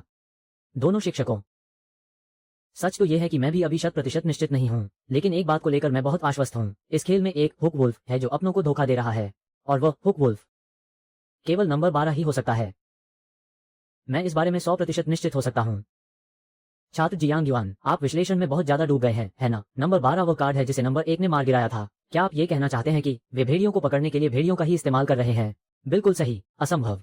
भेड़िया जब भेड़िए पर हमला करता है तो वो फायदे के लिए होता है। अगर 12 नंबर भेड़िया है और उसे पता है कि उसे पकड़ा जा रहा है, तो वो नंबर 8 पर हमला क्यों करेगा? असली भविष्यवक्ता, क्या ये दोनों तरफ से नुकसानदेह नहीं है? क्या वो हर तरफ से बुरा नहीं बन जाएगा? इसके अलावा उसका सारा तर्क सही है, पूरी तरह से एक अच्छे इंसान के नजरिए से। नंबर 1 और 5 दोनों भेड़ियों को उसी ने पहचाना है। एक भेड़िया होकर अपने 2 साथियों को कुर्बान कर देना, क्या वो अपने अंक कम करने के लिए खेल रहा है? छात्र जियांग युआन, आप वास्तव में जन्मजात प्रतिभाशाली हैं, लेकिन स्कूल से बाहर निकलने के बाद कभी लापरवाह मत होना, वरना इतनी अच्छी प्रतिभा बर्बाद हो जाएगी। क्या यह अफसोस की बात नहीं होगी? बातें हमेशा इतनी तीखी और गहरी होती हैं, लेकिन स्तर वास्तव में ऊंचा है। इंस्ट्रक्टर लियू, आपकी सीख सही है। मैं आपकी नसीहत को हमेशा याद रखूंगा। अपने मूल उद्देश्य को कभी न भूलें, दृढ़ संकल्प के साथ आगे बढ़ें। लेकिन यह नंबर 12 वास्तव में एक भेड़िया है। मैं आपको निश्चित रूप से बता सकता हूँ कि वही असली भेड़िया राजा है। सभी अच्छे लोग गुमराह हो गए हैं। अगर किसी ने 12 को नहीं पकड़ा तो अच्छे लोग हार जाएंगे। बाहरी भेड़िया, सुनहरी तलवार वाली चुड़ैल और रक्षक का खुला खेल। अगर रक्षक ने खुद को बलिदान कर दिया तो खेल तुरंत खत्म हो जाएगा। तुम कहते हो कि वह भेड़िया राजा है, इसका आधार क्या है? पहला फायदा यह है कि भेड़िया राजा ने सफलतापूर्वक उच्च स्तर हासिल कर लिया है। नाइट ने छोटे भेड़िए को मार गिराया। भेड़िया टीम अब बहुत आगे है। दूसरा, उसे निशाना क्यों बनाया गया? क्योंकि इस बोर्ड पर एक नाइट है। केवल एक बहुत ही शातिर और गहरा भेड़िया ही नाइट की नजरों से बचकर जीवित रह सकता है। तीसरा, पहली ही बारी में 12 को निशाना नहीं बनाया तो किसे बनाएंगे? नंबर 5 ने खुद को उजागर किया और यह उसने नहीं किया था, तो तुम्हारे पास उसे भेड़िया राजा कहने का क्या सबूत है? उसका पूरा तर्क एकदम सही है। वो एक शातिर भेड़िया क्यों है? क्योंकि वास्तव में कोई और जगह बची ही नहीं है। नंबर 12 के पुलिस वाले भाषण को याद करो। उस समय केवल नंबर 8 ही भविष्यवक्ता था। नंबर 12 जिस तरह से खड़ा हुआ वो बहुत ही ईमानदार लग रहा था। मुझे बहुत संदेह हुआ वो इतना आश्वस्त होने की हिम्मत कैसे कर सकता था कि नंबर 8 भविष्यवक्ता नहीं है, जब तक नंबर 1 ने खड़े होकर मुझे नहीं बताया कि नंबर 12 पहले से ही अपनी चाल चल रहा था। भेड़िया टीम ने हमारे साथ मनोवैज्ञानिक खेल खेला। उसके पास ऐसा कौन सा कार्ड है जो उसे इतना बहादुर बनाता है? उसे डर नहीं है कि नाइट उसे अपनी तलवार से मार देगा। अभी मुझे समझ में आया, क्योंकि वो भेड़िया राजा है। वो हमला भी कर सकता है और बचाव भी। उसकी बारी नाइट से भी पहले आ सकती है, इसीलिए उसमें इतना आत्मविश्वास है। शुरुआत से अंत तक नियंत्रण भेड़िया टीम के हाथों में रहा है। 12 एक भेड़िया है? असंभव, बिल्कुल असंभव। वो भेड़िया कैसे हो सकता है? उसने तो नंबर 5 को भी तुम्हें बेच दिया। मुझे अभी भी विश्वास नहीं है कि नंबर 12 एक भेड़िया है। तुम जो कह रहे हो वो सिर्फ एक अटकल है। ये साबित नहीं करता कि नंबर 12 निश्चित रूप से एक भेड़िया है। क्या सबूत है? हालांकि मेरे पास कोई ठोस सबूत नहीं है, लेकिन एक बात तय है, मैं इस नंबर 12 को खत्म कर सकता हूँ। यह निश्चित रूप से एक भेड़िया कार्ड है। भेड़िया टीम निश्चित रूप से चालें चल रही है। सबूत उनके भाषणों में है। खिलाड़ी नंबर 1 का पुलिस के अंदर और बाहर का भाषण। क्या सभी को नंबर 1 का पुलिस वाला भाषण याद है? वो काफी अच्छा था, है ना? सबको लगा कि वो भविष्यवक्ता का कार्ड ले सकता है। फिर उसके बाद के भाषण को याद करो।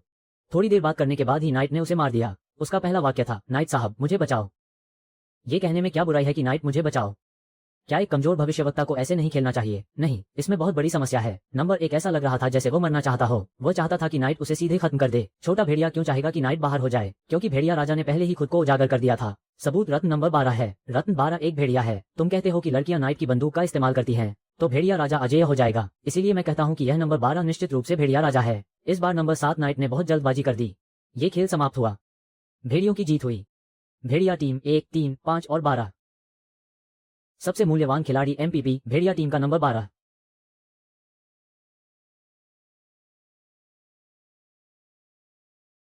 ये कचरा रक्षक 3.5 अंक कैसे प्राप्त कर सकता है? क्योंकि उसने नंबर 12 को ढूंढ लिया है। ये तो कमाल हो गया। ये भी संभव है।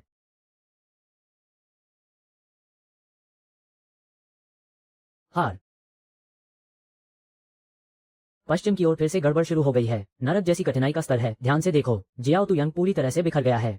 हम जैसे आम नागरिकों के पास अब केवल पेड़ों की छाल खाने का ही विकल्प बचा है। परिणाम इतने खराब कैसे हो सकते हैं? शीर्ष 10 में भी जगह नहीं बना पाए। आखिर जियाओ तू यंग वाले कर क्या रहे हैं?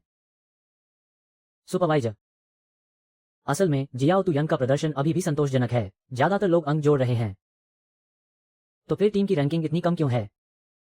मुख्य कारण वे स्वतंत्र खिलाड़ी हैं। लगभग हर किसी के 3 अंक कट रहे हैं। लानत है। अगर मुझे पहले पता होता कि ऐसा होगा तो इन लोगों को टीम में न रखना ही बेहतर होता, लेकिन इस तरह संसाधनों की खपत दोगुनी हो जाएगी। अब कोई रास्ता नहीं बचा है। संसाधन भंडार अब बहुत कम बचा है। अगर इस साल अच्छे नतीजे नहीं मिले तो शायद हम प्रलय के 3 साल के कठिन दौर में प्रवेश कर जाएंगे। जियाओ तू यंग को सतर्क रहने के लिए कहें। यदि कोई उपयुक्त प्रतिभा मिले तो उसे तुरंत भर्ती करें। खासकर जो बहुत प्रतिभाशाली हो उन्हें हाथ से न जाने दें। अंतिम तिमाही की बड़ी प्रतियोगिता में भाग लेने का प्रयास करें। वैसे क्या हाल ही में ऐसी कोई प्रतिभा मिली है? हाँ, वाकई एक ऐसा खिलाड़ी है। भेड़िया टीम की उच्च स्तरीय और चतुर रणनीति। गु चांगशेंग ने एक ही बार में संदेह पैदा कर दिया। सब लोग हैरान रह गए। जियाओ तू यंग स्वतंत्र खिलाड़ियों से भी बदतर है। ये सीनियर जियांग युआन कौन है? इसमें कुछ तो बात है। यह विश्लेषण का नजरिया बहुत स्पष्ट है। इसकी पृष्ठभूमि क्या है?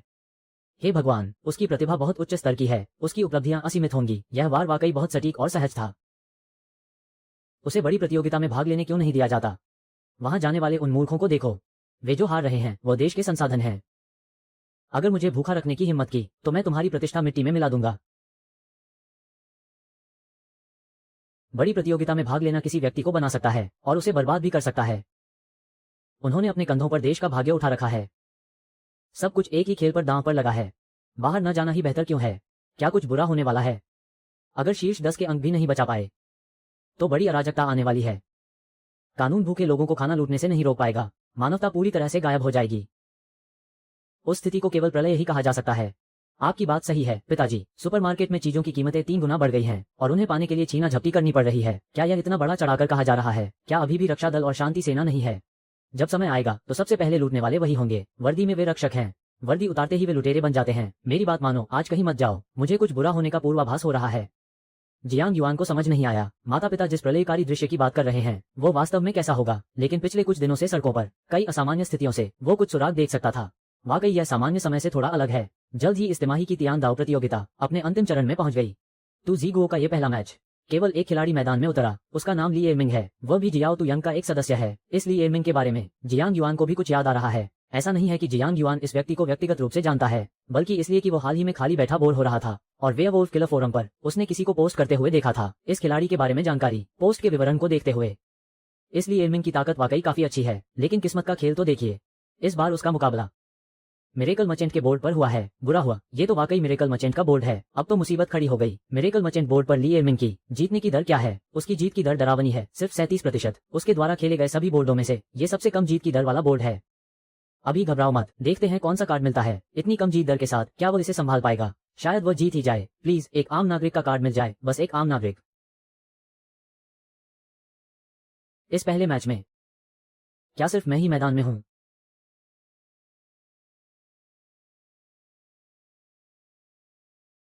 फिर से भेड़िया वेयरवुल्फ, इसे कैसे खेलूं? कौन शुरुआत करेगा? इस बोर्ड पर मेरी जीत की दर ज्यादा नहीं है, अगर मैंने सही से नहीं खेला तो। वो भाइयों, कुछ तो बोलो, चुप क्यों हो? काम बांट लेते हैं। कौन दांव लगाएगा? मैं तो शुरुआत में ही हूँ, या फिर कुछ और लोग आगे आए? हम चारों एक ही जाल में फंसे हैं। जैसे ही भविष्यवक्ता मिले खुद को उजागर कर देना। मैं भविष्यवक्ता हूँ। कल रात की दावत में जो मैंने सुना,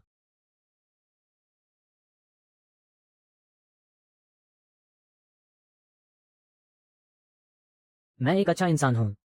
इस दौर का तर्क बहुत स्पष्ट है। गु चांगशेंग की आखिरी उपस्थिति दबाव को दोगुना कर रही है। भले ही इस आखिरी मैच में वो अपना सर्वश्रेष्ठ प्रदर्शन दे और अकेले 10 अंक हासिल कर ले, फिर भी तू जीगुओ के लिए बहुत मुश्किल लग रहा है टॉप 5 में जगह बनाना, और अगर एक बार हार गए तो टॉप 10 में रहना भी मुश्किल हो सकता है। तू जीगुओ के लिए इन कुछ दौरों के बाद संसाधनों का खत्म होना अब निश्चित है। दरवाजा बंद करो, जल्दी दरवाजा बंद करो। सारे दरवाजे और खिड़कियां कसकर बंद कर लो। बाहर चाहे जो भी हो, बाहर मत निकलना।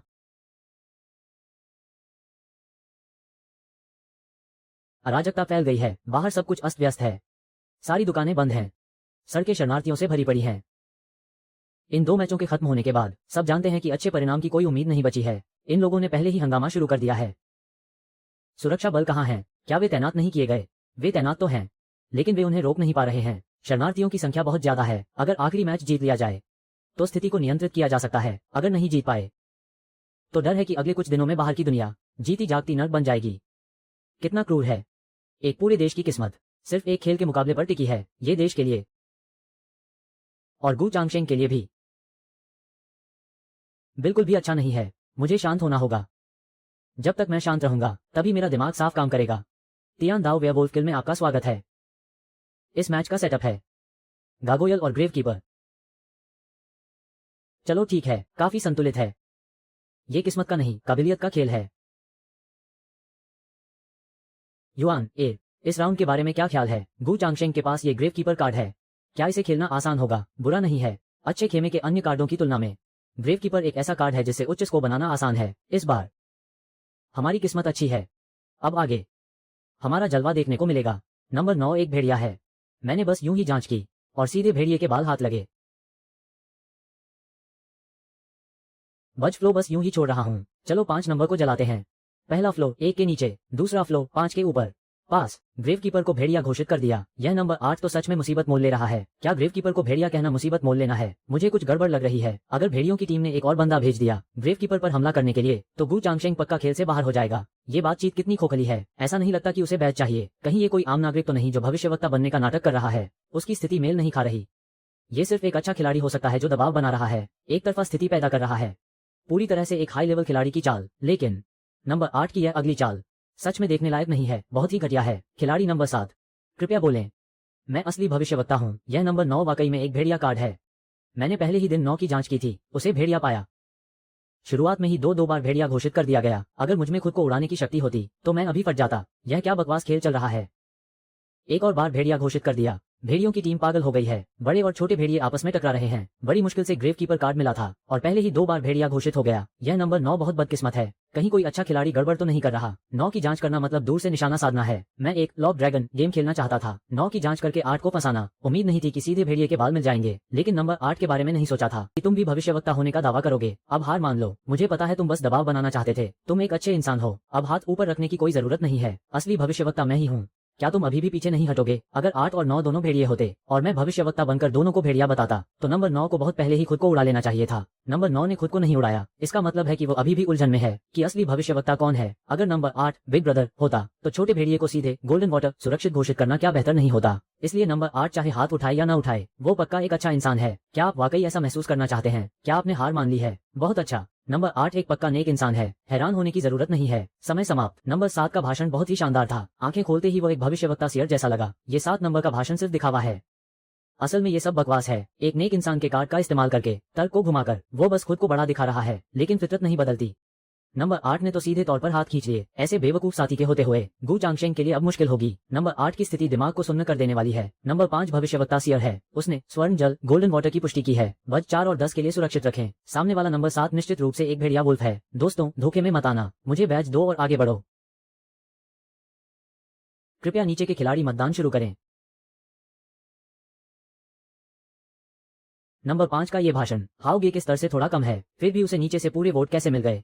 क्या पूरी टीम में सभी नेक इंसान उच्च स्तर के हैं? दिलचस्प है। नेक इंसानों की आंखें लगता है अभी पूरी तरह अंधी नहीं हुई हैं। स्थिति फिर से पेचीदा हो गई है। गु चांगशेंग, देखते हैं तुम इसे संभाल पाते हो या नहीं। ये तो आसमान से गिरा एक सरप्राइज है। असली भविष्यवक्ता को पूरे वोट मिल गए। ऊपर से तो यह अच्छी बात लगती है, लेकिन यह इतना सरल नहीं है। नंबर 7 ने नंबर 5 से बेहतर बात की, तो फिर नंबर 5 को पूरे वोट किस आधार पर मिले? अब मामला गड़बड़ हो गया है। भेड़ियों की टीम असली भविष्यवक्ता को मौत के घाट उतारने की योजना बना रही है। खिलाड़ी नंबर 4, कृपया अपना भाषण दें। शायद मैं गलत पक्ष में खड़ा हूँ। मैं नंबर 5 को एक वोट देना चाहता था ताकि मुकाबला बराबर पीके हो सके। मेरी सोच भी नंबर 4 जैसी ही है। असली और नकली में फर्क नहीं कर पाया। 4 और 10 के बीच निश्चित रूप से एक भेड़िया है। रही बात नंबर 9 की, नंबर 4 अपनी पहचान साबित नहीं कर पाया, तो मैं खड़ा होता हूँ। तुम नंबर 9 को मत चुनो। सबसे पहले नंबर 5 से बात करते हैं। असली भविष्यवक्ता, जाओ और नंबर 4 का पर्दाफाश करो। अगर 4 पानी में गया तो 3 भेड़िए पक्के हैं। समय कम है। मैं सीधे अपनी पहचान बताता हूँ। मैं कब्र का रखवाला ग्रेव कीपर हूँ। भेड़ियों की टीम मुकाबले के लिए आ रही है। अंत में भेड़ियों के ठिकानों को चिन्हित करता हूँ। 3, 4, नंबर 9 के भाषण का समय समाप्त। बातें तो बहुत हो गई। नेक इंसान अब स्थिति को समझ नहीं पा रहे हैं। इस समय भेड़ियों को निशाना बनाना और फिर से पाला बदलना, नेक लोगों को नाराज करना है। यह वाकई में स्वीकार्य नहीं है। कब्र का रखवाला कोई शक्तिशाली भूमिका नहीं है। दुश्मन को हराने के लिए सही जानकारी देनी चाहिए। वो जीतने के लिए बहुत उतावला है। उसने समय पर भी नियंत्रण नहीं रखा। तुम कब्र के रखवाले हो। तुमने ये क्यों नहीं कहा कि तुम एक शूरवीर नाइट हो? ये तो बहुत ही हास्यास्पद है। यह नंबर 9 पक्का भेड़िया है। मैं नंबर 7 का समर्थन करता हूँ। क्या 5 और 9 दोनों भेड़िए नहीं हैं? असली कब्र रक्षक ग्रेव कीपर को ढूंढना चाहता हूँ। मैं सामने आ गया हूँ। मैं नंबर 8 कब्र रक्षक के रूप में मजबूती से टीम का नेतृत्व कर रहा हूँ। नंबर 9 को वोट दें। यह नंबर 8 सच में एक बड़ा खिलाड़ी डॉन है। असल में पहले ही बहुत देर हो चुकी थी। ऊपर से उन बाहरी लोगों ने आग में घी डालने का काम किया है। गु चांगशेंग के लिए अब बचना मुश्किल लग रहा है। फिर से नंबर 8 को भेड़िया कहना बंद करो। लेकिन नंबर 8 तो भेड़ियों के जाल को तोड़ने वाला एक नेक इंसान है। कुएं के ऊपर नंबर 8 और 7 का कोई मेल नहीं है। छोटे भेड़िए को बाहर करो। बड़े भेड़िए से कोई फायदा नहीं है। नंबर 9 सिर्फ दिखावा कर रहा है। लोगों को नाराज करने वाला खेल से बाहर होगा। नंबर 8 लीडर की तरह खेल रहा है। छोटे भेड़िए के खिलाफ कूदना इस समय फायदेमंद नहीं है। इसलिए नंबर 8 छोटा भेड़िया नहीं है और न ही वो बड़ा भेड़िया है। गु चांगशेंग की किस्मत ही खराब है कि उसे ऐसे साथी मिले। यह उसकी बदकिस्मती है। नंबर 8, तुम्हें कूदने की जरूरत नहीं थी। यह नंबर 9 चाहे जो भी दावा करे, इसे बाहर जाना ही होगा। अगर मैं भेड़िया होता तो मेरे साथी कहाँ होते? मेरा भाषण नंबर 5 से कम नहीं है। मेरे तर्कों में पूरी ताकत है। मेरे साथियों ने मुझे एक भी वोट नहीं दिया। नंबर 5 किस आधार पर जाल बिछा रहा है? कोई बात नहीं, मेरा महान कब्र रक्षक नंबर 8 का लीडर सामने आ गया है। शायद मैं कल तक जीवित न रहूं। किसे जांचना है यह महत्वपूर्ण नहीं है। नंबर 8 के नेतृत्व में मैं निश्चिंत हूँ। वो अच्छे लोगों को जीत की ओर ले जाएगा। नंबर 9 को बाहर निकालो। मैं नंबर 5 का रक्षक गोल्डन वाटर हूँ। लेकिन नंबर 7 का भाषण बहुत प्रभावशाली था। मुझे शक है कि नंबर 5 ने मेरा ब्रेन वॉश कर दिया है। कुएं के नीचे नंबर 9 का भाषण हार मानने जैसा लग रहा है। तुम कब्र रक्षक होकर भी इतनी कमजोर सफाई दे रहे हो। भेड़ियों के जाल की पहचान क्या है? अपनी स्थिति साफ किए बिना तुम मेरी रणनीति बदलने चले हो। कम से कम तुमने सच तो स्वीकार किया। मैं 9 को नहीं 7 को निशाना बना रहा हूँ। रणनीति के अनुसार नंबर 11 पर दबाव बनाओ। अब इन दोनों को रखने की कोई जरूरत नहीं है। नंबर 7 को बाहर करो। अगर असली भविष्यवक्ता सियर ने तुम्हें छोड़ दिया है तो समझो तुम गए। न अच्छे लोग और न ही भेड़िए तुम्हें चाहते हैं। इस खेल का अब तुमसे कोई लेना देना नहीं है। 7 वोटों में से कम 3 अच्छे लोग गलत पक्ष में खड़े हैं। शायद मेरी सफाई देने में बहुत देर हो गई। मैं ही कब्र रक्षक हूँ। अंत में तुम सब देख लोगे। नंबर 8, मैं तुम्हें दोष नहीं देता। भेड़ियों की दिशा का पता लगाओ। जिसे निशाना नहीं बनाया गया, समस्या उसी में है। अब सब तुम्हारे भरोसे है। भविष्यवक्ता और कब्र रक्षक को कोई नहीं देख रहा। सब संदिग्ध नंबर 6 की ओर देख रहे हैं। क्या स्थिति अभी भी साफ नहीं है? अफसोस कि अभी भी बहुत से लोग गलत पक्ष का साथ दे रहे हैं। यह नामुमकिन है। मैं गलत पक्ष कैसे चुन सकता हूँ? बिल्कुल नामुमकिन। नंबर 8 को फंसाना चाहते हो? कितनी चालाकी है। साफ दिख रहा है कि वो कब्र रक्षक होने का नाटक कर रहा है। मेरा ब्लड प्रेशर बढ़ रहा है। ये कौन से देश का मूर्ख है? सफेद चेहरे वाले परिवार का। कोई आश्चर्य नहीं कि इसमें दिमाग नहीं है। बिल्कुल वैसा ही हुआ। वो तो बस एक जिद्दी पागल है। गु चांगशेंग के लिए यह मैच बहुत खतरनाक मोड़ पर है। और बाहर की दुनिया में भी शायद यही हाल है। मूर्खों की इस टीम का स्कोर हमसे ज्यादा है। क्या सारे प्रतिनिधि खिलाड़ी गधे हैं? इन्हें भविष्य का सितारा कहा जाता है। कब्रिस्तान के रक्षक का पहला दिन और अंक कट गए। कितनी शर्म की बात है। लानत है मुझ पर। बेकार लोगों को पालने के लिए जी तोड़ मेहनत कर रहा हूँ। सब कुछ तबाह क्यों नहीं हो जाता? मैं थक गया हूँ। 13वां स्थान लाने की तुम्हारी हिम्मत कैसे हुई? तुम शीर्ष 10 में भी नहीं आ सके। संसाधन कोटा कितना होगा? क्या पिछली तिमाही का आधा भी मिलेगा? आधा मिलना तो बहुत बड़ी उम्मीद होगी। कोटा तो खाई में गिरने की तरह कम हो रहा है। अगर 1/3 भी मिल जाए तो गनीमत है। सिर्फ 1/3, इससे तो कितने ही लोग भूख से मर जाएंगे। सब लोग तैयार हो जाओ। इस बार स्थिति कल्पना से कहीं ज्यादा खराब है। पानी और बिजली कटे हुए आज तीसरा दिन है। क्या इस बार यह कुछ ज्यादा ही लंबा नहीं खींच रहा? लंबा? डर है कि ऐसे दिन अभी काफी समय तक चलेंगे। अगला 1 महीना सबसे कठिन होने वाला है। पता नहीं जो थोड़ा बहुत सामान जुटाया है उससे हम टिक पाएंगे या नहीं। क्या यह इतना मुश्किल है? भले ही संसाधनों की कमी हो, अपनी फसलें और सब्जियां उगाकर क्या हम आत्मनिर्भर नहीं बन सकते? मैं कितना नादान था।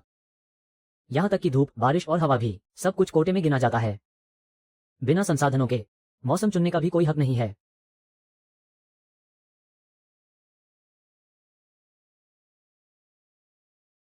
मुझे तुम पर तरस आता है, पर मुझ पर कौन तरस खाएगा? तुम्हारे घर के बड़े बूढ़े और बच्चे तुम्हारे हैं, तो मेरे घर के भी मेरे अपने ही हैं। दोष देना है तो इस बेरहम दुनिया को दो। युआन ए, इसे पकड़ो। अब तुम बड़े हो गए हो। अगर मुझे कुछ हो जाए तो तुम्हारी माँ अब तुम्हारे भरोसे है। हमारे घर का राशन किसी को छीनने नहीं देना। पिताजी ने कहा है कि मैं अब मर्द बन गया हूँ।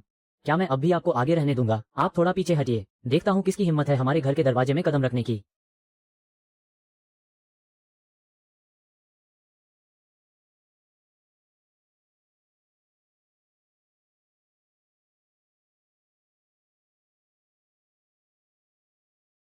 चाहे तुम जो भी हो, फौरन हमारे दरवाजे से दूर हो जाओ, वरना इसका अंजाम बहुत बुरा होगा। चाचा जी, मुझे बहुत भूख लगी है। मैं अंदर नहीं आऊंगा। दीदी, क्या थोड़ा सा खाना मिल सकता है? युआन एयर के पिता ने काफी सामान जुटाया है। 1 तिमाही तो आराम से कट जाएगी। ये बच्चा बहुत बेचारा लग रहा है। क्यों न इसे थोड़ा सा दे दें? खाने देने की बात नहीं है, पर आज एक को बचाएंगे तो कल क्या होगा? कयामत अभी शुरू हुई है। भुखमरी के शिकार लोग बढ़ते ही जाएंगे। हम हर किसी को कैसे बचा सकते हैं? यहाँ का दस्तूर यही है। मिलना ही किस्मत का खेल है। वो सिर्फ 10 साल का है, उसकी क्या गलती है? वो इतना समझदार है। क्या आपको नहीं दिखता? मेरा दिल पसीज रहा है। ठीक है, सिर्फ इस एक बार के लिए। बच्चे रुको, मैं अभी कुछ खाने को लाती हूँ। एक अजीब सी बेचैनी महसूस हो रही है जो पीछा ही नहीं छोड़ रही। छोटी बहन, बाहर क्या माहौल है? बड़े भैया, क्या रास्ते में सामान छीन लिया जाएगा? नहीं, ऐसा नहीं होगा। मैं सावधानी बरतूंगा। घर वाले कहाँ हैं? सब भूख से मर रहे हैं। छोटी बहन, वापस जाने पर कोई सहारा नहीं होगा। क्या ऐसा हो सकता है कि जब दरवाजा खुले तो तुम पहले मेरे घर पर रुको? क्या सच में ऐसा हो सकता है? बिल्कुल, लेकिन मुझे डर है कि दरवाजा खुलते ही कोई अंदर न घुस आए। चिंता मत करो, बाहर सिर्फ मैं ही हूँ। ये तो बहुत अच्छी बात है। भैया के लिए बगल वाले पड़ोसी के घर जाओ। समय बिताने के लिए कुछ कॉमिक्स ले आओ। शायद वो मेरे लिए दरवाजा न खोले। निश्चिंत रहो, वो कुछ दिन पहले ही यहाँ से चला गया है। दरवाजा बंद नहीं है। ठीक है फिर। युआन एयर, इस समय भी तुम कॉमिक्स पढ़ रहे हो? पहुंच गए। चीजें मिल गई। मिल गई। चीजें अंदर रख दी हैं। अच्छा, तो अब तुम यहाँ से दफा हो सकते हो। तुमने क्या कहा? जैसे ही दरवाजा खुलेगा तुम्हारे पीछे डंडा लिए खड़ा वो शैतान शायद मुझे जिंदा निकल जाना चाहता है। लड़का काफी समझदार है। दरवाजा खोलो, वरना हम अंदर घुस आएंगे। अंदर घुसना वो कोशिश करके देख सकता है। दरवाजे और खिड़कियां मजबूत किए गए हैं, कुछ घंटों तक तो दरवाजा तोड़ने का ख्याल भी छोड़ दो। और मैंने पहले ही सुरक्षा बलों को सूचित कर दिया है, वे जल्द ही पहुंचने वाले होंगे। सुरक्षा बलों पर भरोसा। हाँ, इससे अच्छा तो यह उम्मीद करो कि हम पर बिजली गिर जाए। बाहर पूरी तरह से अफरा तफरी मची है। तुम्हारी परवाह करने का समय किसके पास है? फोन तो जरूर किया था, लेकिन किसी ने उठाया नहीं। क्या वाकई वे आम जनता को नहीं संभाल पा रहे हैं? लेकिन क्या होगा अगर मैं वेयरवुल्फ किल का एक गोल्ड रैंक खिलाड़ी हूँ? अंदाजा लगाओ, क्या वे तब भी परवाह नहीं करेंगे? धत, तुम बहुत बड़ी बातें कर रहे हो। अगर तुम मरे नहीं तो हम जरूर वापस आएंगे। उच्च स्तर के खिलाड़ियों के पास विशेषाधिकार होते हैं। यह ओहदा सबसे बड़ा डर पैदा करने वाला हथियार है। युआन एयर, अभी अगर तुमने चालाकी से सवाल न पूछे होते और सीधे दरवाजा खोल दिया होता, क्या गोल्ड रैंक इतना ऊंचा होता है? विशेषाधिकार केवल कुछ ही लोगों के पास होते हैं। दिखावा सिर्फ गुंडों को बेवकूफ बनाने के काम आता है। जब वे वापस आएंगे तो मुझे डर है कि चीजें इतनी आसान नहीं होंगी। इस बार तो उन्हें रोक लिया, लेकिन अगली बार शायद ऐसा ना हो पाए। पता नहीं यह अराजकता और कब तक चलेगी। ये बहुत भयानक है। सोचा नहीं था कि 10 साल की एक बच्ची इस तरह से झूठ बोल पाएगी। आज के इस दौर में जिंदा रहना ही बहुत मुश्किल है, तो इंसान क्या कुछ नहीं कर सकता, चाहे दरवाजे पर सुरक्षा बल ही क्यों ना हो। हमें सावधान रहना ही होगा। युआन एयर सही कह रही है। मैं शुरू में ही युआन जू से सहमत नहीं था। इतनी चोट लगने के बाद भी कोई इतना लापरवाह कैसे हो सकता है? शायद शांति के दिन बहुत लंबे समय तक रहे। युआन एयर, तुम्हें कैसे पता चला कि कुछ गड़बड़ है? मैंने उनके कदमों की आहट सुनी। नहीं, ये लोग बहुत पेशेवर हैं। दरवाजे पर बिल्कुल भी आवाज नहीं हुई। मैंने भी कुछ नहीं सुना। पुष्टि करने के लिए अभी भी सतर्क रहना होगा। केवल एक छोटी बच्ची ही जवाब देने की हिम्मत कर सकती थी। युआन एयर, आपको कैसे पता चला कि वो झूठ बोल रही है? सच तो यह है कि शुरू में मुझे भी पता नहीं चला, बस कुछ अजीब सा महसूस हुआ। एक ऐसी बेचैनी जिसे शब्दों में बयां नहीं किया जा सकता। बेचैनी। मुझे ऐसा क्यों महसूस नहीं हुआ? जरा सोचिए, एक 10 साल की बच्ची जिसके माता पिता नहीं रहे, वो जीवित रहने के लिए किस पर निर्भर होगी? शायद वो भूख से मर रही थी और उसके पास कोई रास्ता नहीं था, लेकिन उसकी प्रतिक्रिया बहुत तेज थी। जब हमने उसे सहारा दिया तो वह टूटी हुई नहीं लग रही थी। क्या एक कमजोर बच्ची इतनी ज्यादा खुशी दिखा सकती है? वो खुशी ऐसी नहीं थी जैसे कोई बड़ी लॉटरी लगी हो। ये बहुत असामान्य था। खुशी कहने के बजाय इसे बेसब्री से किया गया इंतजार कहना बेहतर होगा। इंतजार कि हम दरवाजा खोलें। मैंने बस उसे आजमाया और सच बाहर आ गया। युआन एयर की बुद्धिमानी ही काम आई, वरना अंजाम बुरा हो सकता था। हाँ, अर्ध स्वर्ण स्तर की उपलब्धि को कम नहीं आंका जा सकता। उनकी सोच आम लोगों से कहीं आगे होती है। माँ, आज वे अंदर नहीं घुस पाए, लेकिन इसका मतलब है कि यह जगह अब सुरक्षित नहीं है। हम पर नजर रखी जा रही है। दरवाजा तोड़कर घुसना बस समय की बात है। कौन शहर जाकर शरण नहीं लेना चाहता? लेकिन यहाँ से निकलकर कहाँ जाएं? शहर के हालात साफ नहीं हैं। हो सकता है कि वहाँ और भी खतरा हो। इस अराजक दुनिया में संसाधन ही सब कुछ है। जीवित रहने की संभावना को अधिकतम कैसे बढ़ाया जाए? पहली चीज रसद है, जो हमें कुछ समय तक सहारा दे सके। दूसरी चीज सूचना है। अराजकता के कुछ ही घंटों में इंटरनेट बंद हो गया। बाहरी दुनिया से पूरी तरह कट गए हैं। कीमती चीज पास रखना ही अब गुनाह बन गया है। 3 दिन बाद अगर यहाँ अभी भी कोई सुरक्षा नहीं मिली तो हमें निकलना ही होगा। तो हम कहाँ जा सकते हैं? शहर की ओर। वहाँ की सुरक्षा यहाँ से बेहतर है। जब तक इंटरनेट है हम स्थिति की जांच कर सकते हैं। यहाँ रुके रहे तो बुरे लोग जल्द ही हमारे घर को तहस नहस कर देंगे। ठीक है, योजना के अनुसार करते हैं। मरना तो एक दिन है ही, लेकिन मैं तुम दोनों की रक्षा जरूर करूंगा। बचाओ, मेरा सामान मत चुराओ। तैयार हो जाओ, सामान ले लिया है। जरूरत की हर चीज साथ है। दरवाजा खुलने पर गली के रास्ते से चलना। रात के अंधेरे का फायदा उठाकर निकलना है। चाहे कुछ भी सुनाई दे, पीछे मुड़कर मत देखना।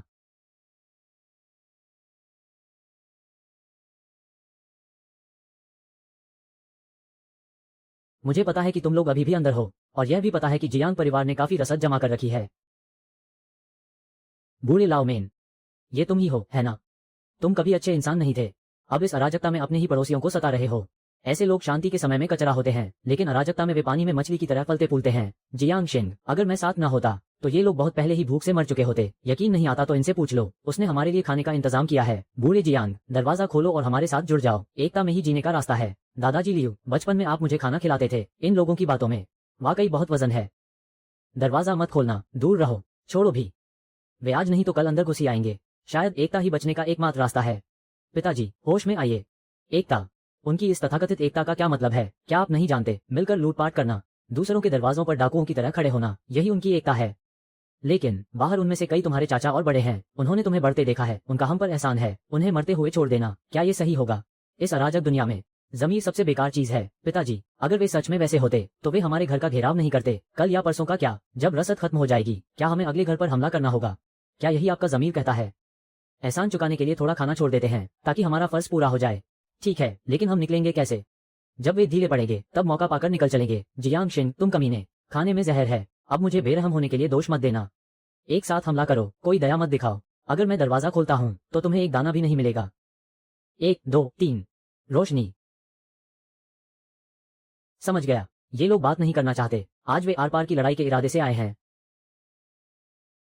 लट से दरवाजा तोड़ो, ये बस कुछ ही मिनटों की बात है। क्या वाकई जियांग परिवार यहीं खत्म हो जाएगा? कोई नहीं हिलेगा। ये लोग क्या करना चाहते हैं? सब अपनी जगह पर लेट जाओ, वरना हमेशा के लिए जमीन पर सुला दिए जाओगे। सुरक्षा बल, वे सच में आ गए। अरे अजैन, क्या थोड़ा सा सहारा भी नहीं मिल सकता? अगर उसे नहीं तो क्या तुम्हें सहारा दें? अराजकता के समय ऐसे लोग पूरी तरह से निडर हो जाते हैं। उन्हें अब किसी चीज का डर नहीं।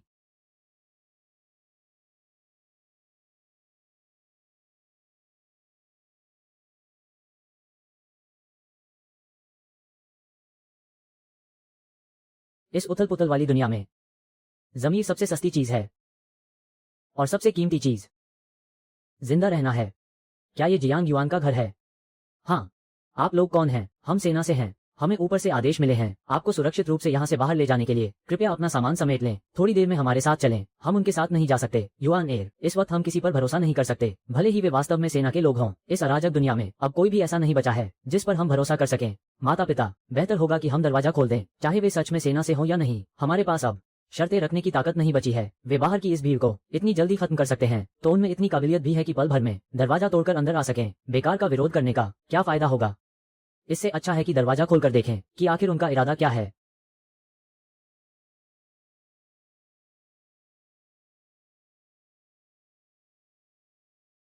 अब यहाँ एक सभ्य समाज का नामो निशान भी नहीं बचा है। तियान दाव का एक ही प्रहार पूरे देश को इस तरह बर्बाद कर सकता है। क्या आप ही जियांग युआन हैं? हाँ, मैं ही जियांग युआन हूँ। माफ कीजिएगा, पर आप लोग कौन हैं? हम सेना से हैं। हमें ऊपर से आदेश मिला है कि आपके परिवार को शहर के सुरक्षित इलाके में ले जाएं। कृपया अपना सामान तुरंत पैक करें और हमारे साथ चलें। यहाँ रहना अब सुरक्षित नहीं है। सामान पैक करने की जरूरत नहीं है, हमने अपना सामान पहले ही तैयार कर लिया है। चलिए अभी चलते हैं। ये दुनिया अब पूरी तरह अजीब और पराई हो गई है। पहले शायद मुझे अंदाजा नहीं था कि यह वेयरवुल्फ गेम किसी देश के लिए क्या मायने रखता है। अब मैं समझ गया हूँ। यहाँ का वेयरवुल्फ गेम सिर्फ एक खेल की सीमा पार कर चुका है। ये वास्तव में राष्ट्र की नियति तय करने वाला सबसे बड़ा कारक है। तो तुम ही जियांग युआन हो। इंटरनेट पर जो कमेंट्री बहुत मशहूर हुई थी वो तुमने ही की थी। सही कहा। असल में वो तो बस एक साधारण सी कमेंट्री थी। तुम बहुत विनम्र बन रहे हो। जब तुम्हारे पास काबिलियत है तो उसे दिखाने में कोई बुराई नहीं। वैसे मेरे मन में एक सवाल है जो मैं तुमसे पूछना चाहता हूँ। तुम्हें क्या लगता है उस आखिरी मैच में गु चांगशेंग ने ग्रेवकीपर के रूप में कैसा प्रदर्शन किया? सच कहूँ तो ग्रेवकीपर के तौर पर उनकी चालें निश्चित रूप से काफी कमजोर थी। अगर मैं उनकी जगह होता तो मैं वैसा कभी नहीं खेलता। तुम्हें लगता है कि उन्होंने अच्छा नहीं खेला, खासकर किन पहलुओं में? असल में वे पहले ही दिन बाहर हो गए थे। उनकी 3 मुख्य कमियां थीं जो मेरे हिसाब से खेल के लिए घातक साबित हुई। पहली बात, उनका पैमाना गलत था।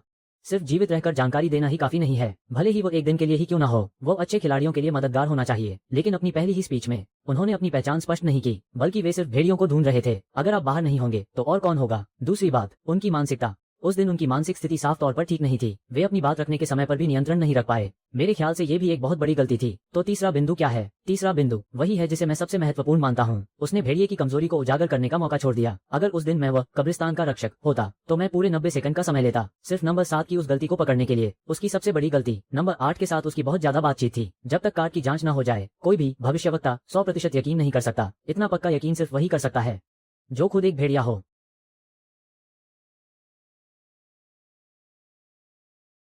बहुत खूब कहा, तुम चुन लिए गए हो।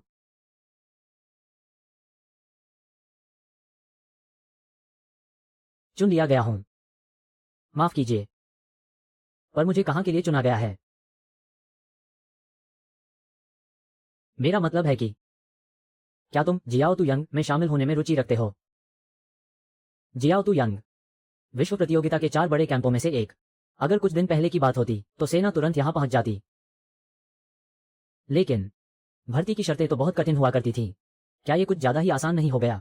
मैं शामिल होने के लिए तैयार हूं। ऊपर से बड़े पैमाने पर विस्तार का आदेश आया है, इसीलिए हमें यहाँ आने का मौका मिला। कितनी खुशकिस्मती है। तुम्हारी जानकारी तो दादा परदादा के जमाने की पुरानी खबर हो गई है। इस बार हम यहाँ आ पाए हैं क्योंकि पिछली बड़ी प्रतियोगिता में प्रदर्शन बहुत खराब था, संसाधन कम पड़ रहे हैं। ये सच है कि बड़े पैमाने पर भर्ती हो रही है, लेकिन अगर तुम लोगों को लगता है कि यहाँ आकर मुफ्त की रोटियां तोड़ने को मिलेंगी तो तुम बहुत बड़े मुगालते में हो। जिनके पास काबिलियत नहीं है उन्हें अंततः बाहर का रास्ता दिखा दिया जाएगा। अगर सुस्त रहे तो जहां से आए हो वहीं वापस भेज दिए जाओगे। दुनिया में कुछ भी मुफ्त नहीं मिलता, यही कड़वा सच है। सभी लोग ध्यान दें, 12 लोगों का एक समूह होगा। खेल का प्रारूप 10 महान शूरवीर वाला होगा। हर खेल में 3 परीक्षक होंगे। वे खेल को देखेंगे और अंक देंगे। रिकॉर्ड सुरक्षित रखे जाएंगे। अंकों की दोबारा जांच होगी। सब कुछ पूरी तरह निष्पक्ष और पारदर्शी होगा और तुम्हें बस इतना करना है कि टिके रहने के लिए अपनी पूरी जान लगा दो। टिके रहने का क्या मतलब है? टिके रहने का सीधा सा मतलब है, जो अच्छा खेलेंगे वे रुकेंगे, और जिनका प्रदर्शन खराब होगा उन्हें बोरिया बिस्तर समेट कर घर जाना होगा। दिलचस्प है। 4 बड़े कैंप वाकई में फालतू लोगों को नहीं पालते। समूह बनाने पर कोई पाबंदी नहीं है। इसका मतलब है कि हम अपनी मर्जी से जोड़ी बना सकते हैं। इससे जीतने की संभावना काफी बढ़ जाएगी। भाई, क्या तुम्हारी कोई टीम है? क्या साथ में खेलोगे? हमें बस 3 और लोगों की जरूरत है। मुझे कोई जल्दी नहीं है, तुम लोग पहले अपनी टीम बना लो। दोस्तों के साथ खेलने के बजाय जहां बाहरी प्रभाव का डर रहता है, मुझे अजनबियों के साथ खेलना ज्यादा पसंद है। शुद्ध तर्क की टक्कर ही असली काबिलियत दिखाने का सही समय होता है। दोस्त, क्या एक हाथ साथ में खेलोगे? तुम कितने लोग हो? सिर्फ मैं अकेला हूं। क्या तुम वाकई मेरे साथ एक ही मेज पर बैठना चाहते हो? अगर तुम्हें भेड़िया कार्ड मिला तो मैं तुम्हें पलक झपकते ही पकड़ लूंगा। तुम्हें इतना यकीन कैसे है कि मुझे भेड़िया कार्ड ही मिलेगा? कहा नहीं जा सकता। मैं भविष्यवक्ता हूं और तुम भेड़िया हो, तो तुम मुझे कभी नहीं ढूंढ पाओगे। मेरा नाम जियांग युआन है। उम्मीद है कि जल्द ही तुम्हारे साथ एक शानदार मुकाबला होगा। मेरा नाम जैंग तियानशान है। उम्मीद है कि बाद में तुम्हें पछतावा नहीं होगा। तुम्हारा अभी का व्यवहार, यहाँ का गेम रूम पूरी तरह से तियान दाओ मानकों के अनुसार हूबहू बनाया गया है। हर कोई एक अलग गुप्त कमरे में है। आवाज को भी विशेष रूप से बदला जाएगा।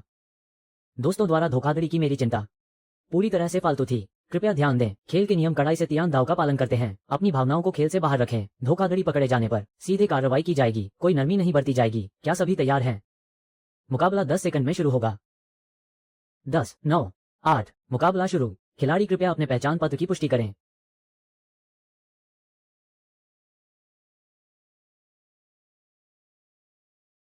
क्या मैं कब्र का रखवाला हूं? अब असली खेल शुरू होता है। मुझे कब्र का रखवाला बनाया गया है। ऐसा लगता है कि वे परीक्षण करना चाहते हैं गु चांगशेंग के बारे में मेरे पिछले सिद्धांतों का। उसके चेहरे के हाव भाव देखो, जैसे उसने अंदाजा लगा लिया हो हमने जानबूझकर उसे कब्र का रखवाला बनाया। कोई बात नहीं। सवाल यह है कि क्या उसके पास वाकई गु चांगशेंग से भी बेहतर तर्क शक्ति है? वो गु चांगशेंग की तरह कब्र का रखवाला नहीं है। क्या वो सिर्फ बातें बना रहा है? मैं देखना चाहता हूं कि कब्र के रखवाले के रूप में उसका स्तर क्या है। रात हो गई है, आंखें बंद करें। सुबह हो गई है। इस दौर के चुनाव में शामिल खिलाड़ी 2, 4, 6, 7, 8, 9, 10, 11। उल्टे क्रम में बोलना शुरू करें। नंबर 6 तैयार हो जाओ। खिलाड़ी नंबर 6 भविष्यवक्ता। नंबर 10 गोल्डन वाटर निर्दोष है। जांच की दिशा 5 और 12 की जांच करें। समाप्त। यह नंबर 6 क्या कर रहा है? कोई मानसिक प्रक्रिया नहीं बताई, कोई व्यापक दृष्टिकोण नहीं। नहीं यह बताया कि जांच की यह दिशा क्यों चुनी। वो भविष्यवक्ता नहीं हो सकता। बहस शुरू करें। नंबर 4 भविष्यवक्ता। नंबर 3 गोल्डन वाटर है। जांच की अगली बारी नंबर 10, फिर नंबर 1। नंबर 6 पीछे हट गया है तो जांच की दिशा बदलें। 3 और 10 निर्दोष है तो नंबर 1 की जांच करें, फिर नंबर 12 की। पीछे के खिलाड़ियों ने अभी तक नहीं बोला है, पता नहीं कौन चुनौती देगा। अभी के लिए जांच इसी तरह चलेगी। दोपहर में वोटों पर नजर रखें, सच्चाई सामने लानी होगी। पास। नंबर 4 ने बहुत अच्छी बात की है। खेल की स्थिति का विश्लेषण हो चुका है। उसने मुझे गोल्ड वाटर दिया है, कोई बड़ी खामी नहीं मिली। मेरे पास उसके खिलाफ जाने का कोई कारण नहीं है। लेकिन अभी दूसरे भविष्यवक्ता का भाषण सुनना बाकी है। 10 नंबर गोल्ड वाटर है। नंबर 2 भविष्यवक्ता ने पहले दिन 10 नंबर की जांच की, बिना किसी ठोस तर्क के बस यूं ही जांच कर ली। जिन हुई ने 6 और 1 की जांच की। नंबर 6 गागोयल जैसा लग रहा है। 10 नंबर की जांच के बाद अपने साथियों को संकेत दे रहा है। नंबर 4 मुझे चुनौती दे रहा है। मैं देख रहा हूं कि नंबर 3 वोट दे रहा है, जिन हुई को पाना चाहता है। नंबर 2 के नजरिए से वह भेड़िए को ढूंढ रहा है। तर्क सही लग रहा है। अब जिन शान को भेड़िए को ढूंढते हुए सुनते हैं, अभी किसी का पक्ष नहीं लूंगा। नंबर 2 के भविष्यवक्ता होने की संभावना पर विचार करें। मुझे लगता है कि नंबर 2 उतना अच्छा नहीं है। नंबर 11 से 8 तक के भाषण बहुत ही बेकार थे, खासकर नंबर 9। पूरे समय बस पुरानी बातें दोहराता रहा, कोई तर्क नहीं था, ऊपर से हकला भी रहा था। ऐसे इंसान को न्योता कैसे मिला? तू जीगुओ में क्या अब कोई काबिल इंसान नहीं बचा? इस नंबर 9 का क्या चक्कर है? क्या उसे वाकई वेयरवुल्फ गेम खेलना आता है? अधिकारी महोदय, पिछले रिकॉर्ड के हिसाब से उसकी जीत की दर 18% है। नीति में ढील देने के बाद वो वाकई मानकों पर खरा उतरा है। आगे देखते रहिए। हो सकता है कि वो मूर्ख बनने का नाटक कर रहा हो। तुम 8 से 11 तक आखिर कितने भेड़िए और निकलेंगे? क्या यहाँ पक्ष चुनना इतना मुश्किल है? नंबर 2 और नंबर 4 की तुलना करें। भाषण के स्तर में इतना बड़ा अंतर है, फिर भी आप लोग कह रहे हैं कि पक्ष नहीं चुन पा रहे। नंबर 2 का मानना है कि नंबर 6 बड़ा भाई है, तो 6 पर जिन हुई का दबाव डालने का क्या फायदा? नंबर 6 जिन शांग ने हाथ खींच लिए हैं, उसे खुद बात करने दो, अब और समय बर्बाद नहीं होगा। मैं जिन शांग सीधे नंबर 4 का पक्ष लेता हूँ। नंबर 8 कम से कम 2 भेड़िए निकाल सकता है, यहाँ तक कि जिन हुई भी मेरे लिए है। मुझे विश्वास नहीं कि वो असली भविष्यवक्ता है। आखिरकार कोई सामान्य इंसान आया, तर्क भी है और रणनीति में बदलाव भी, ठोस कारण भी है। उन कामचोरों से तो ये कहीं बेहतर है। जिनशान का भाषण समाप्त। कृपया सभी खिलाड़ी मतदान करें। नंबर 7 के तर्क में कोई कमी नहीं है। नंबर 2 ने नंबर 6 को जो बताया वो वाकई एक अहम मोड़ था, लेकिन नंबर 4 की बात नंबर 2 से कहीं ज्यादा वजनदार है। यह वोट मैं नंबर 2 को देता हूं। मतदान का परिणाम, नंबर 5 और 12 ने नंबर 4 को वोट दिया। नंबर 3 ने नंबर 2 को वोट दिया। नंबर 4 इस खेल का शेरिफ नियुक्त किया जाता है। कल रात नंबर 6 और 10 खेल से बाहर हो गए। कृपया अपने अंतिम शब्द कहें। उसने पाला बदल लिया। गोल्डवाटर अपने ही भविष्यवक्ता के खिलाफ हो गया। यह मतदान पूरी तरह से अप्रत्याशित था। वो इतना अडिग क्यों था? क्या उसने कुछ ऐसा पकड़ लिया है जिस पर हम में से किसी का ध्यान नहीं गया? मैं जादूगरनी हूं और मुझ पर हमला हुआ है। जिनशान कुछ चाल चलना चाहता था, लेकिन पहले भाषण के बाद छोड़ दिया। अगर पक्ष लेना हो तो मैं भी 4 का ही साथ दूंगा। नंबर 2 का भाषण बहुत ही घटिया था। नंबर 10, मैंने तुम्हें पूरी तरह पढ़ लिया है। आपकी भूमिका क्या है? चुड़ैल का जाना वास्तव में एक अच्छी बात है। ऐसी बातें कहना कि सब कुछ नियंत्रण में है। ज्यादा बोलना खुद को फंसाने जैसा है। सिर्फ एक बार तुक्का सही लग जाने से उसे लगता है कि वो खेल का उस्ताद बन गया है। वो तो निरा मूर्ख है। इस दौर के भाषण का क्रम इस प्रकार है। खिलाड़ी नंबर 5, कृपया अपना पक्ष रखें। मैं खिलाड़ी नंबर 4 का थोड़ा समर्थन करता हूँ। नंबर 2 ने पुलिस जांच के लिए एक वोट सुरक्षित रखा है। नंबर 6 पर निशाना साधा गया है। नंबर 6 की वो सारी चालबाजी, क्या वो अपनी पहचान नहीं छिपा रहा था? अगर आप उसे बड़ा खिलाड़ी मानते हैं तो मुझे ये बहुत ही अजीब लगता है। जहां तक नंबर 3 के स्वर्ण जल होने की बात है, उसने नंबर 2 को वोट क्यों दिया? मुझे ये समझ नहीं आया। इस दौर में नंबर 2 को बाहर करो। यह नंबर 3 स्वर्ण जल होकर भी नंबर 2 का साथ कैसे दे सकता है? नंबर 2 की वो पुलिस जांच की धमकी, आप उसे नजरअंदाज कैसे कर सकते हैं? नंबर 2 को खुद ही बाहर हो जाना चाहिए। नंबर 4 असली भविष्यवक्ता है। नंबर 1 को मत छेड़ो। भाषणों का ये दौर सिर्फ गिनती पूरी करने के लिए बेकार की बातें हैं। 8 से 11 तक हमेशा की तरह सब कुछ अस्पष्ट है। सब नंबर 4 का हल्का समर्थन कर रहे हैं। सब गोलमोल बातें कर रहे हैं। किसी में भी डटकर खड़े होने की हिम्मत नहीं है। यहाँ कोई भी यह नहीं समझ पा रहा है कि मैंने अपना पक्ष क्यों बदला। लेकिन कोई बात नहीं, अब मेरी बोलने की बारी है। मैं इस दौर में पहचान नहीं पाया कि असली भविष्यवक्ता कौन है। फिलहाल वोट नहीं देते हैं। और यह नंबर 3 नंबर 4 से स्वर्ण जल का दर्जा पाकर भी पलट गया। मुझे ये ठीक नहीं लग रहा। सिर्फ इस एक बात के आधार पर नंबर 11 भेड़िया होने के लिए काफी है।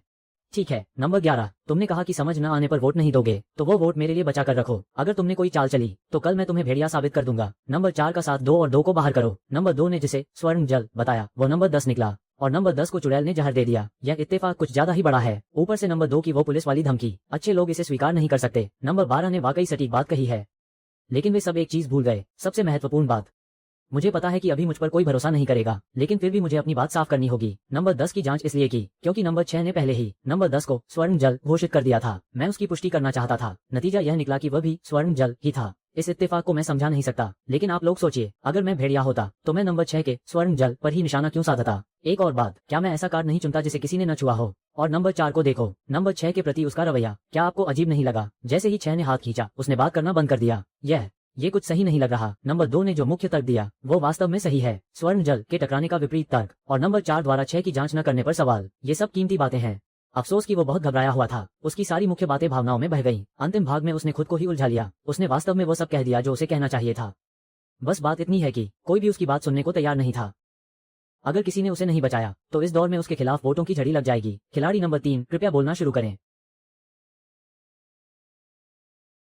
मैंने पाला बदल लिया है। मैं नंबर 2 के साथ खड़ा हूं। जब नंबर 4 ने मुझे स्वर्ण जल सुरक्षित घोषित किया था तो एक पल के लिए मुझे भी लगा कि वह भविष्यवक्ता सियर है, लेकिन नंबर 2 ने मेरी आंखें खोल दी। उसने नंबर 6 का विश्लेषण किया। नंबर 6 पहले ही अपनी भूमिका का दावा कर चुका था, लेकिन जैसे ही नंबर 4 आया 6 ने तुरंत हार मान ली। नंबर 4 की प्रतिक्रिया क्या थी? 6 ने मैदान छोड़ दिया और तुमने उसके बारे में बात करना ही बंद कर दिया। क्या एक असली भविष्यवक्ता की प्रतिक्रिया ऐसी होती है? 6 ने तुम्हारे सामने दावा किया और फिर तुरंत पीछे हट गया। तुमने यह नहीं सोचा कि वो ध्यान खींचने वाला कोई छोटा भेड़िया हो सकता है, या वो कोई छिपा हुआ बड़ा भेड़िया गॉडफादर हो सकता है। तुमने तो सीधे चर्चा ही खत्म कर दी। नंबर 4 ने शुरू से अंत तक नंबर 6 के बारे में एक शब्द भी नहीं कहा। ऐसा नहीं है कि वो बात नहीं करना चाहता था, बल्कि उसकी हिम्मत नहीं हुई, क्योंकि शिकार नंबर 6 पर होना था। उन्होंने रात में नंबर 6 पर हमला करने की योजना बनाई थी, इसीलिए उसने उस कार्ड को छूने की हिम्मत नहीं की। अब स्थिति को देखो, सब नंबर 4 का समर्थन कर रहे हैं। नंबर 2 के साथ कोई नहीं है। तो मैं आप लोगों से पूछता हूं, अगर नंबर 2 भेड़िया है तो उसके भेड़िए साथी कहां हैं? एक भी साथी नहीं मिल रहा। मैंने अपने पत्ते आपके सामने खोल दिए हैं। मैं शी डीएनक्यू ईशी 10 सूत्रीय योद्धा हूं। मैं मुख्य खिलाड़ी हूं।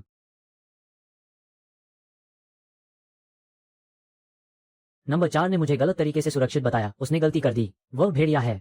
आज पहले नंबर 4 को बाहर करो। भेड़ियों की टोली 5, 9, 10, 11 और 12 में है। इन 4 कार्डों में से 3 भेड़िए हैं। आखिरी बचा हुआ एक अच्छा इंसान है, उसे आप खुद चुन लें। मैं इस टीम का नेतृत्व करूंगा। पहले नंबर 4 को निकालो।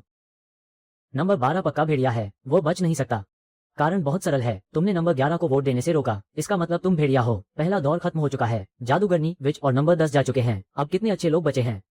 अगर इस दौर में नंबर 2 को बाहर कर दिया गया तो भेड़िए रात में एक और शिकार करेंगे और कल वे वोटों पर कब्जा कर लेंगे। अगर तुम अच्छे इंसान हो तो तुम 11 को वोट देने से कभी नहीं रोकते। और नंबर 4 की जांच का तरीका देखो, उसने 12 को चुना। उसने पहले ही मुझे सुरक्षित घोषित कर दिया है, वो जानबूझकर दबाव बना रहा है। इन 2 कार्डों में से पूरी संभावना है कि एक अच्छा इंसान है और एक उसका भेड़िया साथी। अगर 12 नंबर 4 के खिलाफ बोलता है तो मैं खुद को भेड़िया मान लूंगा, इसलिए नंबर 1 को छोड़ा जा सकता है। 12 का खेल खत्म है। नंबर 2 सीधे 5 या 11 की जांच करे।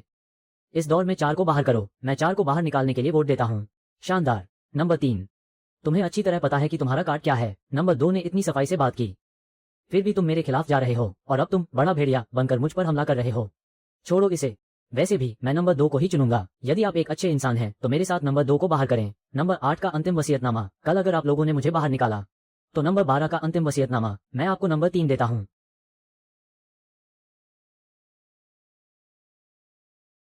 वो घबरा गया है। मतदान का परिणाम, नंबर 2 को वोट दिया 4, 9, 12। नंबर 4 को वोट दिया 1, 2, 3, 5, 7, 8। नंबर 11 ने मतदान नहीं किया। इस दौर में नंबर 4 खेल से बाहर है। कृपया अपने अंतिम शब्द कहें। नंबर 9 और 12 ने नंबर 4 के साथ मिलकर नंबर 2 को वोट दिया। भेड़ियों का जाल, सब खत्म हो गया। नंबर 3, जरा फिर से देखो, नंबर 2 का कोई साथी नहीं है, उसका कोई साथी नहीं है। मेरे खिलाफ इतने सारे वोट क्यों पड़े? कोई बात नहीं, मैं बाहर जा रहा हूँ। आज रात तुम्हें भी मार दिया जाएगा। यह नंबर 2 भेड़िया है, कल मैं तुम्हें देख लूंगा। उठते ही वोटों की हेराफेरी शुरू हो गई। क्या तुम्हें पाला बदलने में मजा नहीं आता? तो तुम वसीयतनामा सुनने के लायक भी नहीं हो। यह वसीयतनामा मैं इसे फाड़ दूंगा पर तुम्हें नहीं दूंगा। वसीयतनामा फाड़ दो। अपने साथियों को इशारा कर रहा है कि आज रात नंबर 2 को मत मारना। नंबर 4 पूरी तरह टूट गया है। यह नंबर 4 आखिर है कौन? उसकी मानसिक स्थिति बहुत डगमगा रही है। जैंग तियानशान, जैंग परिवार का वंशज। आमतौर पर उसका प्रदर्शन अच्छा रहता है। शायद वो पहली बार ऐसी स्थिति का सामना कर रहा है। वो अपना आपा खो बैठा। रात हो गई है, कृपया अपनी आंखें बंद करें। कब्र के रखवाले, कृपया अपनी आंखें खोलें। कृपया बाहर गए व्यक्ति की पहचान की जांच करें। एक भेड़िया पकड़ा गया। सुबह हो गई है। कल रात जो बाहर गया वो था नंबर 2। इस दौर में कोई अंतिम वसीयतनामा नहीं है। उल्टे क्रम में बोलना शुरू करें। नंबर 12, कृपया बोलना शुरू करें। नंबर 2 तक। भेड़ियों की टोली खुद को नहीं मारती। नंबर 2 ही असली भविष्यवक्ता है। मौत के घाव को देखकर ही सच साबित हो जाएगा। मैं अपनी पहचान नहीं छिपाऊंगा। मैं शिकारी हूं। आज 9 और 11 को बाहर निकालो। समाप्त। अपनी पहचान नहीं छिपा रहा है, सीधे अपना असली पत्ता दिखा दिया। नंबर 12, तुम काफी सख्त बन रहे हो। अफसोस की बात है, तुम जितने सख्त बनोगे उतनी ही जल्दी तुम्हारी मौत होगी। मैं क्या हूं? असली शिकारी कार्ड तो मेरे पास है। इस दौर में नंबर 12 को निशाना बनाओ।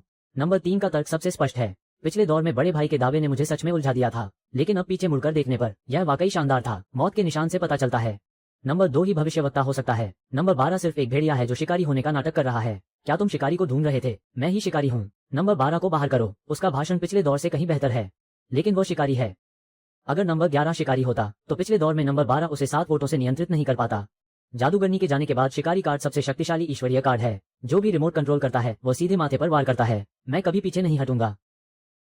इसलिए नंबर 11 शिकारी नहीं है। पिछले दौर में क्या आप लोगों ने नहीं कहा था कि नंबर 2 को बाहर करना है? फिर सबने नंबर 4 को वोट क्यों दिया? नंबर 12 ने शिकारी होने का दावा किया है। नंबर 11 ने भी शिकारी होने का दावा किया है। मैं क्या कहूँ?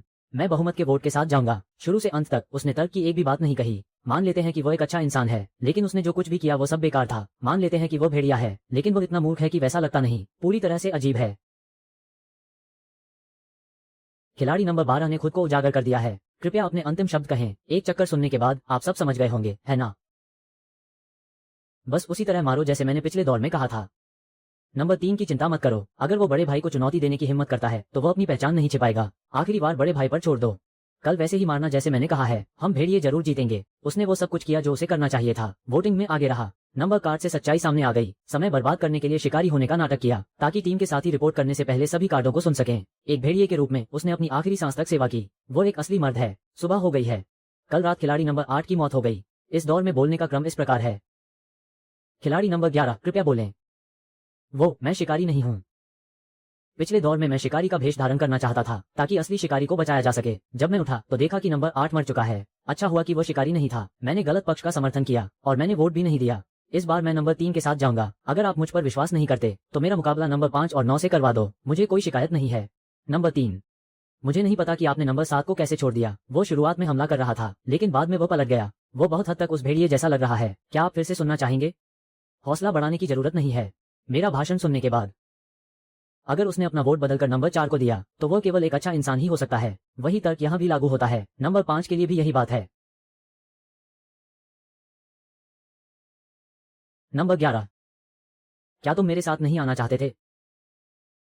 तो खुद ही सुराग ढूंढो। बड़ा लोहे का भेड़िया। नंबर 11 को बाहर करने का कारण बहुत सरल है। वो एक अच्छा इंसान नहीं हो सकता और मेरे हिसाब से इस बात की पूरी संभावना है कि वो बड़ा भेड़िया है। शुरुआत को याद करो। नंबर 11 पूरे समय नंबर 2 पर हमला कर रहा था। ऐसा लग रहा था कि उसने कोई पक्ष नहीं लिया है, लेकिन वास्तव में उसका हर शब्द अपने भेड़िए साथियों को संकेत दे रहा था। उसने स्पष्ट स्टैंड लेने की हिम्मत नहीं की। उसे डर था कि नंबर 2 उसका साथी हो सकता है। तुम्हारे जाने के बाद एक अच्छा इंसान वोट देने से कैसे बच सकता है? नंबर 12 ने उसके माथे पर उंगली रखकर कहा था कि वोट मत देना। अगर वो एक अच्छा इंसान होता तो वो निश्चित रूप से इसके खिलाफ जाता। मैंने आखिरी स्थान पर रहकर सारा तर्क समझा दिया है, फिर भी वो हिलने की हिम्मत नहीं कर रहा, क्योंकि वही असली बड़ा भाई है। इस दौर में नंबर 11 को वोट दो। खेल अभी खत्म नहीं हुआ है। कल शराब पर चर्चा करेंगे। एक भी वोट मत बदलना। नंबर 1, 12 नंबर की रिपोर्ट से पहले ही मैंने आप पर भरोसा कर लिया था। मुझे उम्मीद है कि आप 5 और 7 को भी पहचान लेंगे। 11 को बाहर करो। मतदान का परिणाम, खिलाड़ी नंबर 11 बाहर है। कृपया अपने अंतिम शब्द कहें।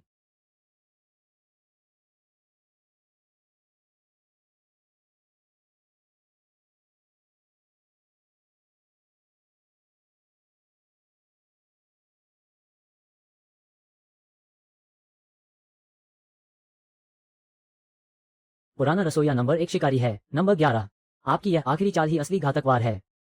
रात हो गई है, कृपया अपनी आंखें बंद करें। सुबह हो गई है। कल रात खिलाड़ी नंबर 1 की मृत्यु हो गई। नंबर 1 शिकारी था। गोली चलाकर नंबर 7 को साथ ले गया। 7 को मार गिराया। 9 को क्यों नहीं मारा? 9 को मारने से खेल खत्म नहीं होता। 5 और 7 अभी भी एक दूसरे पर उंगली उठा सकते हैं। अभी और भी सुनना बाकी है। 7 को मारो। मेरे पास चुनाव करने के अलावा कोई चारा नहीं था। मैदान में अब केवल नंबर 3, 5 और 9 बचे हैं। एक कब्र का रखवाला ग्रेव कीपर, एक आम नागरिक और एक छोटा भेड़िया। एक गलत वोट और खेल तुरंत खत्म हो जाएगा। अगर यह गोली कब्र के रखवाले को लग गई तो खेल वहीं खत्म हो जाएगा, जब तक कि नंबर 1 ने यह अंदाजा न लगा लिया हो कि नंबर 3 ही कब्र का रखवाला है। इस बाजी की जीत या हार अब साफ होने वाली है। इस दौर के भाषण का क्रम। खिलाड़ी नंबर 3, कृपया बोलना शुरू करें। सबसे पहले बोलने वाला। मैं नहीं सुन पा रहा हूं कि इस दौर में 5 और 9 क्या कह रहे हैं।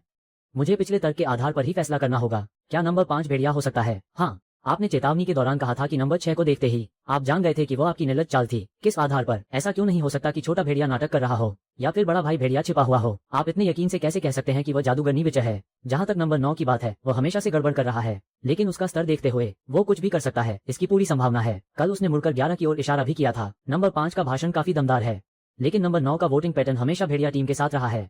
बिना किसी तर्क वाला एक कार्ड। वोटिंग का तरीका कभी झूठ नहीं बोलता, चाहे आपकी किस्मत असली हो या दिखावा। आपको नंबर 5 से पहले जाना होगा। 9 को बाहर निकालो। नंबर 5, मेरे साथ मिलकर 9 को बाहर करो।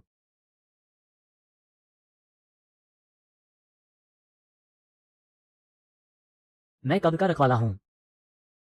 नंबर 5, 9 को बाहर करो। यही निश्चित रूप से भेड़िया है। पिछले दौर में 11 ने किस पर वोट किया था? वो आप थे। मुझे पहले 11 पर शक था। मुझे लगा वो भेड़िया टीम के लिए पहचान बना रहा है, लेकिन अचानक मुझे समझ आ गया, 11 बड़ा भेड़िया नहीं है, नंबर 9 ही असली बड़ा भेड़िया है। बेशक मुझे विश्वास है कि आप कब्र के रखवाले हैं। पहले दिन जब आपने पासा पलटा था तभी मैंने आपको पहचान लिया था। यह वोट 9 के खिलाफ जाएगा, चाहे वो कुछ भी बकवास करे। सच कहूं तो नंबर 3, आपके साथ एक ही टीम में होना बहुत शानदार है। उस पासा पलटने वाली चाल ने तो मुझे हैरान ही कर दिया। मैं एमवीपी के लिए निश्चित रूप से आपको वोट दूंगा, लेकिन आपको कैसे पता चला कि 9 ही बड़ा भेड़िया है? खेल समाप्त।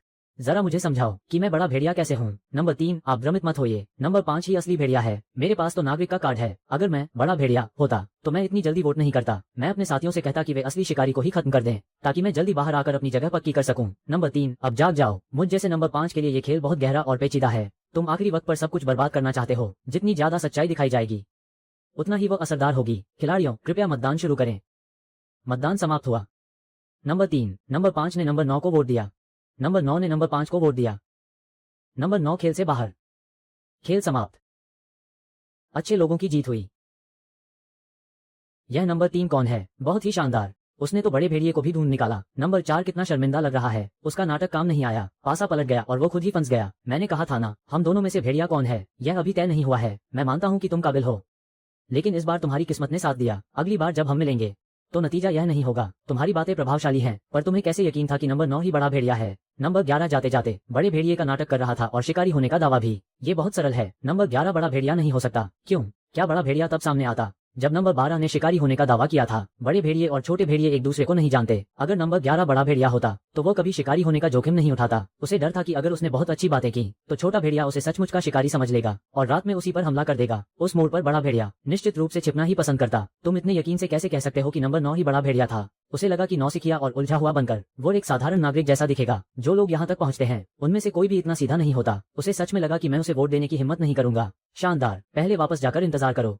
मूल्यांकन समाप्त हुआ। जिन लोगों का नाम पुकारा जाए वे तुरंत यहाँ से चले जाएं। ज़ैंग दापाओ, लियू वेदाओ, लिन यी। जिन लोगों का नाम पुकारा गया है वे तुरंत प्रस्थान करें। तुम मेरे साथ मत आओ। सबसे बड़ी बात यह है कि वो मर चुका है। कृपया मुझे एक और मौका दें। बाहर की दुनिया बहुत बेरहम हो चुकी है। हमदर्दी, तुम्हें इसका कोई हक नहीं है। इस जमाने में सिर्फ जिंदा रहना ही बहुत मुश्किल है। अगर मैं हमदर्दी दिखाने लगा तो मुझे ये भी नहीं पता कि मैं अपने परिवार को बचा पाऊंगा या नहीं। तो फिर दूसरों पर दया करने का क्या मतलब? तुमने वाकई मुझे निराश नहीं किया। तुम्हारे जैसे लोग ही इस अराजक दुनिया में टिकने के लिए बने हैं। क्या तुम्हें डर नहीं लगता कि तुम्हारा नाम भी पुकारा जा सकता है? पिछली बार तुम्हारी चाल सफल नहीं रही थी तो तुम्हारे अंक भी ज्यादा नहीं होंगे। मैंने कहा था कि वो खेल अच्छा नहीं रहा। अगर नाम पुकारा भी गया तो क्या हुआ? ज्यादा से ज्यादा मैं घर वापस चला जाऊंगा। इस दुनिया में घर जाने की बात इतनी आसानी से कह देना। ये लड़का कोई मामूली हस्ती नहीं है। जिन छात्रों का नाम नहीं पुकारा गया, बधाई हो, आपने प्रारंभिक परीक्षा पास कर ली है। अभी और भी परीक्षाएं बाकी हैं, लेकिन अभी के लिए आप जा सकते हैं। जियांग युआन, तुम रुको। गुरुजी, हम कहाँ जा रहे हैं? घबराओ मत, वहां पहुंचकर पता चल जाएगा। मुझे बार बार गुरुजी मत कहो। मेरा उपनाम डिंग है, बस डिंगे बुलाओ। ठीक है डिंगे, तो आप मुझे यहाँ क्यों लाए हैं? जल्दबाजी मत करो, पहले मेरे साथ अंदर आओ। यह क्या है? ये सब हमारे तू जी गुओ के विश्लेषक हैं। वे तियान दाओ के खेलों का सीधा प्रसारण देख रहे हैं। डिंगे, अगर कोई काम हो तो सीधे आदेश दें। क्योंकि तुमने मुझे डिंगे कहा है तो मैं अपना पूरा जोर लगा दूंगा। वाकई मैंने तुम्हें पहचानने में गलती नहीं की। पहले इन दो मैचों को देखो। इस मैच का नंबर 7 और उस मैच का नंबर 12। वे हमारे तू जी गुओ के लोग हैं। अपने नजरिए से बताओ कि उनका प्रदर्शन कैसा है। वे थोड़े बहुत ही अनाड़ी हैं। अनाड़ी? हाँ, बहुत ही ज्यादा अनाड़ी। कैसे? क्या तुम्हें लगता है कि कोई समस्या है? पूरी तरह से समस्याओं से भरा हुआ है। ये दोनों तो बस हारने की जल्दी में लग रहे हैं। नहीं, वे वेयरवुल्फ गिल्ड के पंजीकृत स्वतंत्र खिलाड़ी हैं, प्लेटिनम स्तर के। तुम्हें कहाँ गड़बड़ लग रही है? प्लेटिनम? अगर आप सिल्वर कहते तो मैं मान भी लेता। इस चुड़ैल ने शिकारी के खिलाफ दांव लगाया। भेड़िए का हमला निश्चित रूप से शिकारी पर होगा, तो फिर जहर का इस्तेमाल करने की क्या जरूरत थी? और भी अजीब बात तो यह है, जब शिकारी के पास विकल्प था तो तुमने भविष्यवक्ता को ही बाहर कर दिया। इन लोगों का स्तर क्या है? तो तुम्हारा क्या मतलब है? क्या यह संभव है कि वे जानबूझकर हार रहे हों? जानबूझकर हारना? डिंगे, क्या आपका मतलब है कि वे जासूस हैं? वे कत्लेआम कर रहे हैं। हाल के वर्षों में तो जी गुओ का प्रदर्शन खराब हुआ है। स्वतंत्र खिलाड़ियों की संख्या में भारी कमी आई है। गिल्ड ही हमारी बुनियाद है। अगर 4 मुख्य शिविरों में नए लोग नहीं आए तो पतन निश्चित है। पिछली तिमाही में चारों शिविरों का प्रदर्शन अब तक का सबसे खराब रहा। जब कोई देश कमजोर होने लगता है तो दूसरे देश मौका ढूंढने लगते हैं। वे हमें भीतर से तोड़ने की कोशिश कर रहे हैं। ज्यादा से ज्यादा लोग उम्मीद खो रहे हैं और गद्दारी का रास्ता चुन रहे हैं। क्या तियान दाओ इस पर ध्यान नहीं देता? तियान दाओ केवल नियम तोड़ने वालों को सजा देता है, वो खराब खेल के लिए सजा नहीं देता। ये लोग नियमों की सीमाओं के साथ खेल रहे हैं। तियान दाओ इसमें कुछ नहीं कर सकता, तो क्या फिर भी मुकाबला करने का कोई मतलब है? तुम अभी बहुत नासमझ हो। इस तिमाही में हमने 2 गद्दारों को पकड़ा है। असली समस्या यह है कि हमारा प्रदर्शन बहुत खराब है, इसीलिए दूसरों को मौका मिल रहा है। इसका कोई तो रास्ता होगा। हम बस हाथ पर हाथ धरे उन्हें हमें बर्बाद करते नहीं देख सकते। समाधान पहले से ही लागू किया जा रहा है। चारों शिविरों का विस्तार उन्हीं में से एक है। हमें बस बेहतरीन प्रतिभाओं को चुनकर उन्हें निखारना है। अगली पीढ़ी के दलबदल की संभावना बहुत कम है, लेकिन हम अभी केवल गोल्ड स्तर पर हैं। अगली तिमाही में प्लेटिनम से शुरुआत करनी होगी। 3 महीने में हर मैच जीतने की गारंटी कौन दे सकता है? समय बहुत कम है, इसीलिए एक दूसरा चरण भी है। कैसी योजना? एलीट योजना। तुम्हारे नेतृत्व में एक एलीट योजना। एलीट योजना? मेरे नेतृत्व में। डिंगे, मजाक मत कीजिए, मैं अभी गोल्ड स्तर पर हूँ। इतने बड़े मिशन को संभालने की मुझमें क्या काबिलियत है? तुम कर सकते हो। मैंने तुम्हारा रिकॉर्ड देखा है, एक छोटे से सीमावर्ती कस्बे से आकर सेमी गोल्ड स्तर पर स्नातक होना। तुम्हारी प्रगति की गति और जीत की दर शीर्ष 10 में है। परीक्षणों ने साबित किया है कि तुम सदी की सबसे बड़ी छिपी हुई प्रतिभाओं में से एक हो। तुम निश्चित रूप से देश के स्तंभ बनोगे। देश का स्तंभ। ये तो बहुत बड़ी बात हो गई। कोई और होता तो शायद हवा में उड़ने लगता, लेकिन कल तो मैं अपने माता पिता को भी खोने ही वाला था। बस करो, तुम तो बहुत दूर की बातें करने लगे, लेकिन मैं आपका मतलब समझता हूँ। तू ज़ीगुओ का नागरिक होने के नाते इस मिट्टी की रक्षा करना मेरी जिम्मेदारी है, जिसने मुझे जन्म दिया और पाला। चाहे ये कितनी भी टूटी फूटी क्यों ना हो, मैं इसे कभी नहीं छोड़ूंगा। ऊपर से जो भी निर्देश मिलेंगे, मेरे पास केवल एक ही शब्द है, आज्ञा पालन। 4 मुख्य शिविरों के अलावा एक विशेष समूह बनाया जाएगा, एक शूरवीर दल, अधिकतम 10 लोग, तुम्हारे नेतृत्व में। शी DMQ ई शीतोवान। शूरवीर दल सुनने में तो बहुत प्रभावशाली लगता है, लेकिन क्या ये सिर्फ नाम का ही है?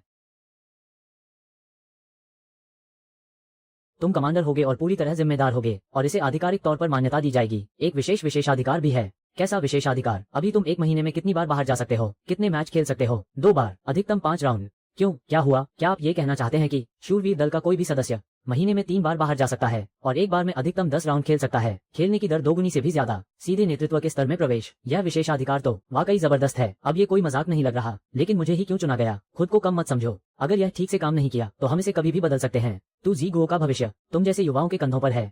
तुम्हारा मिशन अगली तिमाही की बड़ी प्रतियोगिता से पहले तुम्हें और तुम्हारी पूरी टीम को प्लेटिनम स्तर तक पहुंचाना है। उस बड़ी प्रतियोगिता में भाग लेना अनिवार्य है। क्या तुम ये कर सकते हो? अगर मैं नहीं कर पाया तो मैं खुद पद छोड़ दूंगा और बड़ी स्क्रीन पर पूरे देश से माफी मांगूंगा।